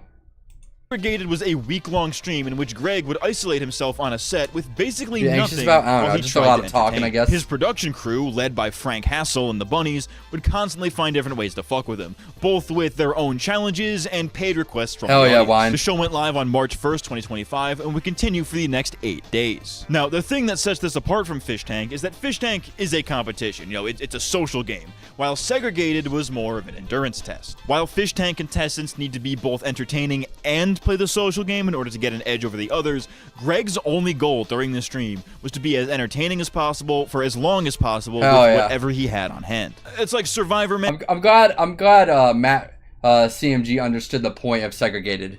You know, it was more just of it was more like a content montage. And that's kind of what Congregated is too, but this time there's a prize and there's gonna be contestants. Just because, you know, I kind of want to play a host. I just want to be able to play the stupid character. You know, really play with the idea. You know, obviously, I need people to lord over in order to be a host. I can't just be a host of myself. Greg out here doing the content the Brazil style. Man, but for streaming. You know, maybe without drinking your own piss. You know, maybe you don't have to do that part, but you get the idea. Over the course of the show, Greg would do all kinds of activities, like getting hammered and trying to fuck with his production crew, the one-ship challenge, a lot of dancing and karaoke, and of course, his production crew coming in and fucking Congregated. him. I think the thing that sets this apart from how Fish Tank fucked with its contestants was that the ways that they fucked with Greg were never malicious. You know, it was tame that's shit, what we're like gonna do. hitting him with pool noodles and tickling him and shit like that. You know, stuff that would mildly annoy you, but is silly enough to where Greg would be able to play along. The wholesome nature of it was honestly kind of surprising, considering that Frank fucking Hassel was at the forefront of this. I think that Frank's involvement really adds a whole other layer to this, since Frank is obviously known for being a bully on Fish Tank and just generally a public nuisance, so seeing him just be kind of wholesome with Greg is just kind of a really nice change of pace. Like, it was still kind of like Fish Tank level crazy, but it was like in a wholesome way. You know what I mean? It's a wholesome Reddit chungus. Oh yes, I'm Reddit.com. I love Reddit.com. I am a big Reddit chungus. I love penis and cum and balls and cock and balls and my ass. I'm gay. What are we doing? Similarly to Fish Tank Season 1, the stream also had donation goals, where every $1,000 would introduce a new stipulation. For example, one goal would throw him a pizza party, another summoned Bert to the stream, and the $10,000 goal promised a mystery guest. One of these ended up being a live band performing on the set, which was just chaotic enough to work. Oh, yeah. I think the stream was generally pretty good the whole time, but like once Bert got involved, it's kind of when it really hit its stride, I think. Maybe it's just because I was just coming off of Season 3, but like Bert might be the go. Shout out to Bert. Shout out For Bert. real. Don't try to fuck me though, Bert. I'm not gay. While Segregated did not have a storyline the same way that a standard Fish Tank season would, it was truly never boring. I mean, I wasn't watching it like... I like Frank Monk. I'm not really worried about it. Frank's a cool guy. You know, he's kind of been typecast into his Frank Hassel role, so he won't be doing as much of a Frank Hassel role on Congregated. He's gonna be playing a character just like me. I'm sure he'll find great ways to be fun too. Yeah, for real, Kelly. That intently, but whenever I did pull it up, there was something going on that was worth watching, which is way more than can be said about some of these other spin-offs. You know, you pull it up at 11 a.m., Greg is doing karaoke while playing Spyro the Dragon. You pull it up at 5 p.m., he is completely shaven bald. 2 hours later, you find him in fucking drag. You pull it up half past midnight, Greg and Bert are getting cream pied by Frank. There were a ton of good clips to come out of this one, and there were probably more notable events in one day of Segregated than some of these other spin-offs had in like a week. Despite being heavily inspired by Fish Tank. Hell yeah. Fucking shout out to Matt CMG. He's got the whole mission of Segregated down to a fucking T.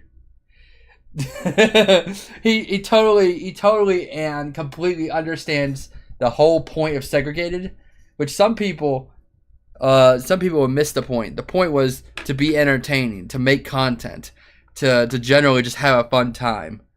And I'm really glad that he's telling that point clearly and concisely. Would you ever do the endurance format again, or are we waiting to see how this one goes? I think with each one of my products, each one of my projects, Zach, I want to do something different. So with segregated, it's just me. With congregated, it's me and others. And maybe if I do a third season, maybe it would be aggregated, which would be me and fans. Or maybe some other idea. You know, I'm always trying to keep it fresh. I'm always trying to do different things. I don't like to be pigeonholed to one kind of piece of content. I wanna do new things all the time. I wanna try new things out. I wanna play different characters. I wanna do different things. Like I said, I already have some ideas for other projects. We have a 4D kind of D&D thing, which I was hoping to get Xavier involved on. So basically, we build a house, and we set the D&D place, the 1 day of D&D game inside of the house, and then there's things that are interactive. Like people can pay to release the goblins, or make somebody deaf, or cause an earthquake on set. Stuff like that. There's another idea I had called the Cardboard Palace, where everything is made out of cardboard. Like the plates, the chairs, the house, everything. I was hoping to do something with fans where they're on a big field. There's a lot of ideas I want to do. The only problem is, these kind of projects are expensive and require a lot of planning and a lot of funds. So they can't happen all the time. But like I said, if I didn't enjoy and I wasn't excited to work on these kind of things, then I wouldn't be making a season 2. So you could definitely expect more projects from me if I can keep making money to fund them. Thank you, Zub. Segregated was really its own unique event, and I'm very glad that it was a success. I know I suck off Greg a lot in the fish tank videos, but he's a fan favorite for a reason. I appreciate that. Oh, you kidding me? Stop that fucking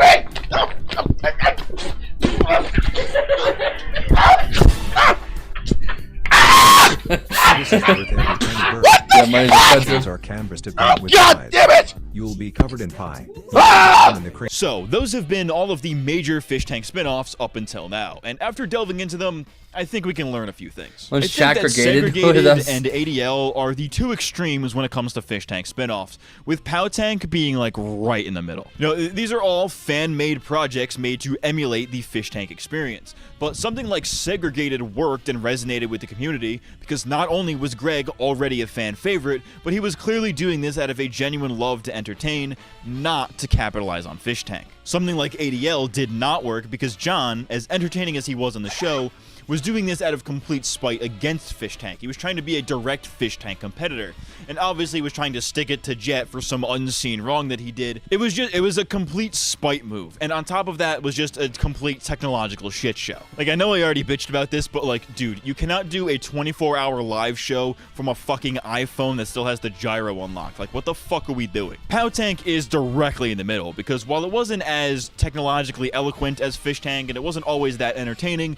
it did come from a genuine desire to entertain. And bro, I'm getting a little emotional.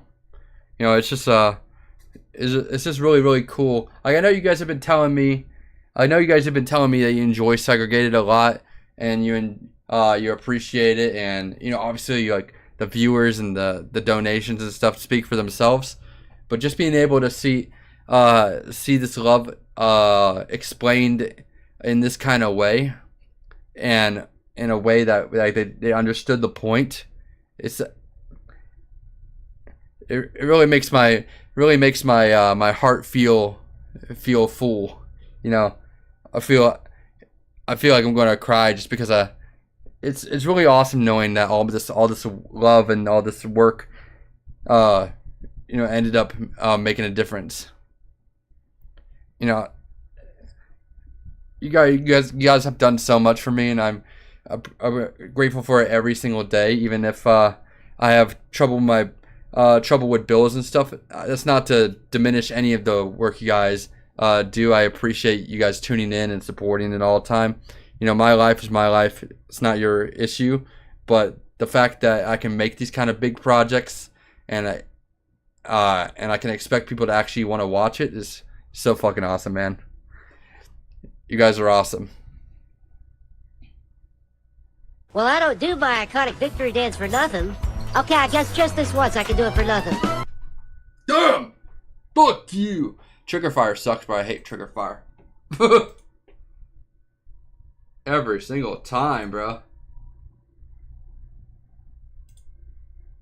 Well, I don't do my iconic victory dance for nothing. Okay, I guess just this once I can do it for nothing.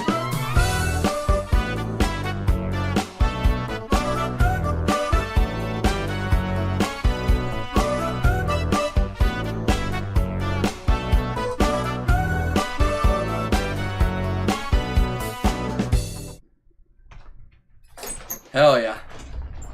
Hell yeah. Hell yeah. Do my iconic victory dance for nothing. Yeah. Okay, I guess just this once I can do it for nothing.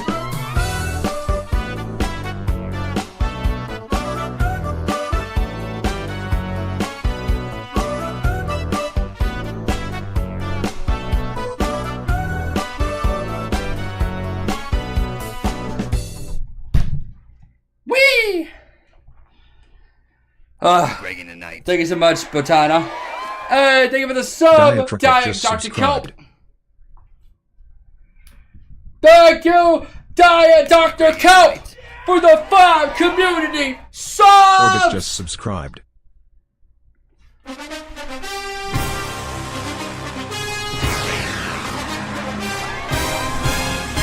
McBrits just subscribed.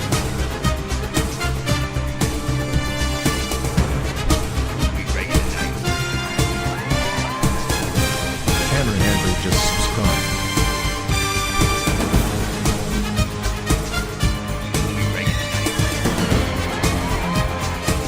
Dalmatian Boy just subscribed.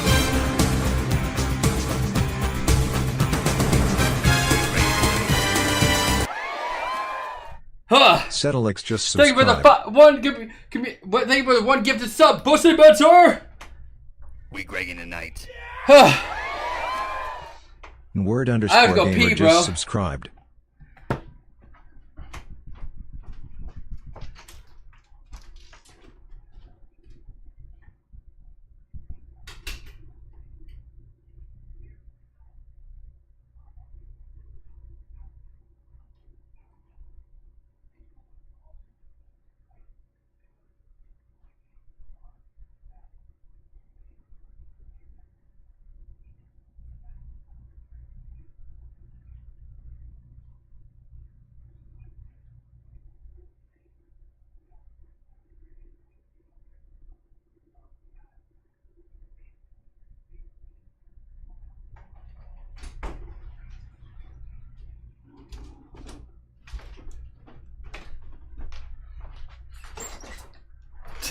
Sorry guys, I've had to go pee for the last 30 minutes, but I've been holding it in because I didn't want to leave you guys. But you guys are epic. Ah! Thank you for the gifted memberships, Airsoft Fan Daddy.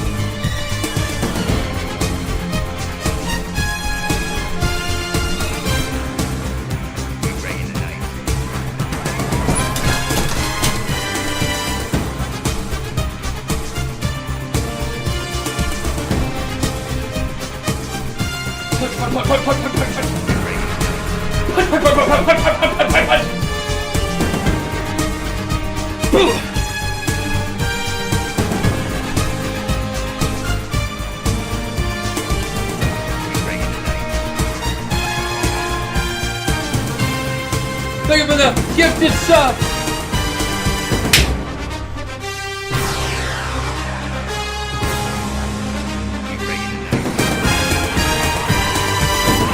Southstar 411 just subscribed. Damn. A lot of work. I'm having a human moment right now. Super we Thank you for the gifted sub, N-word gamer. Thank you for the gifted sub, Pussy Matcher. This song just gets people going, for real, bro. Thank you, Zach. You're epic. Robust Sauce 1 just subscribed. We Gregging tonight. It's so much work, but I am so happy to do it. Punch and Face Thank you for 71 the just subscribed. 3 gifted community subs, Pussy Matcher. We Gregging tonight. _dog 243 just subscribed.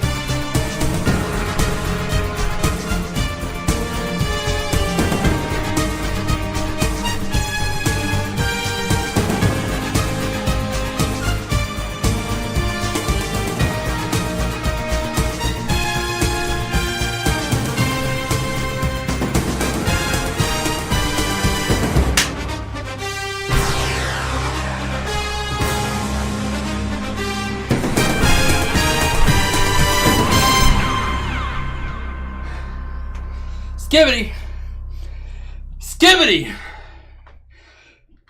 Big sub moments on chat right now. Big sub moments.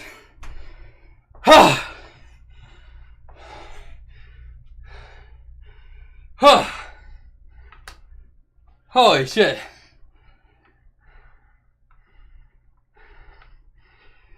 Oh yeah.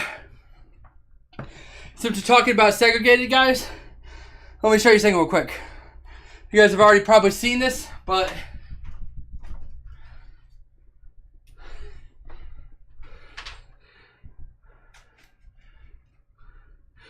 segregated.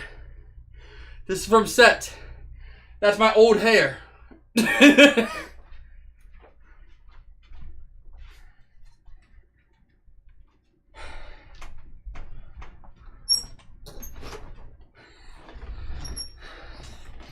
Split jump, baby, split jump.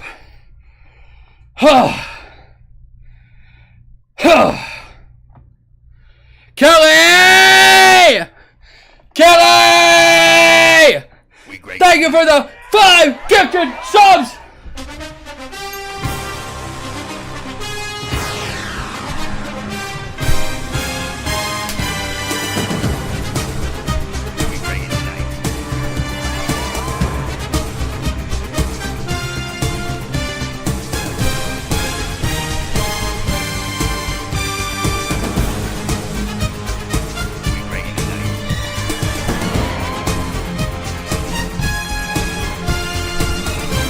Hype Train!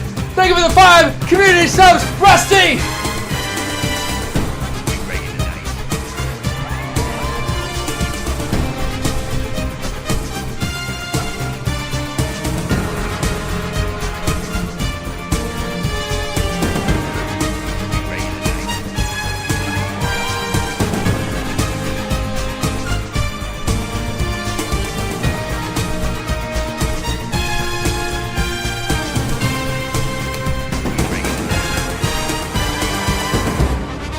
Prehistoricism just subscribed.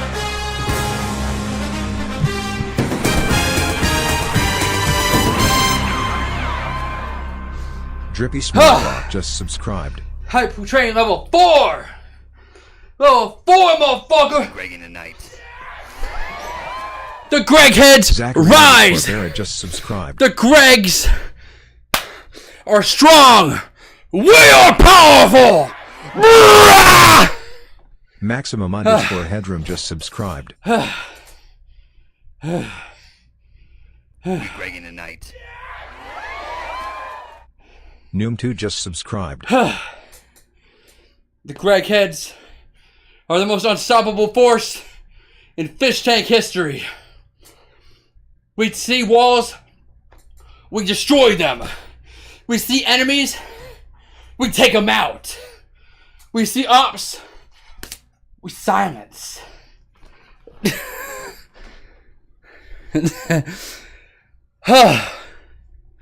Thank you guys. Without your help and support, I wouldn't be streaming full time as easily as I am now.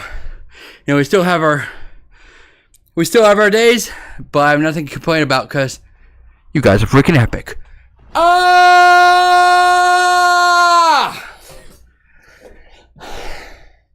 Why is your webcam in the corner of the room? Because I can.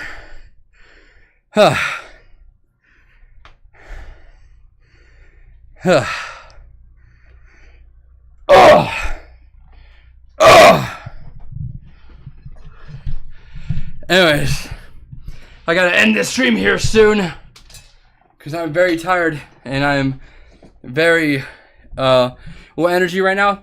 You guys donating and subbing all that brought my energy back, but I'm still very tired. But let's finish off this video and we'll end the stream. Aggregated. And honestly, I think that's what separates the fish tank legends from the fish tank lolcows. The fan favorites are always the ones who are genuinely themselves both on and off the show, while the ones who try to immediately capitalize on their newfound fame are almost always destined to fail. Fish like Bert, Jimmy, Shinji, and Josie, and freeloaders like Greg, Job, and Ty are all fan favorites because they are genuine people who were simply just being themselves, and the fame just gravitated toward them. Meanwhile, people like John, Morrow, and Alex B are hated post-tank because they saw their fame as an immediate money-making opportunity. At the end of the day, Fish Tank is a show all about authenticity, so it stands to reason that the most successful projects to spawn from it came from the most authentic people. Got a little bit gay and wholesome at the end there. Here's a fucking edgy meme with fucking edginess and fucking skeletons to fucking to balance out the mood a little bit. Sexual style. As Bert would say. But that is all for the Fish Tank spin-offs. At least for now, because I'm sure the second I stop recording, they're going to fucking announce 15 more. But, you know, next time I talk about Fish Tank, it'll probably be the Blood Games 2 recap. So if you want to see that, make sure you hit the subski, baby. Hit the subski. Well, you know I gotta what your favorite Fish Tank spin-off is in the comments below. Like the video, sub to the channel, hit the page if you want to see uncensored feet. I have been Matt CMG, and I'll see you next time. Also, guys, he referenced my poster in the description. That's why he's really fucking awesome. Yo, this is a real ass Greg head right here, bro. Real ass Greg head. It's not Fish Tank, but it's close enough. Referencing this poster.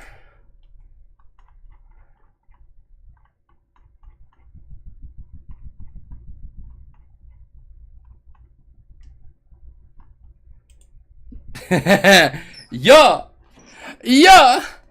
yeah, yeah. Hell yeah.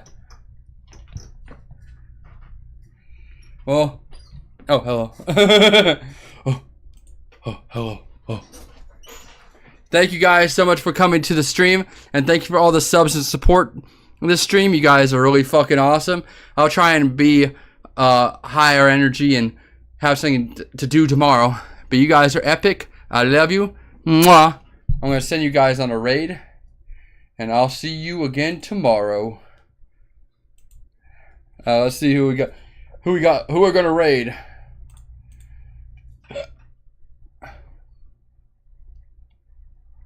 Let's hit Frankie. Bye bye guys. Mwah.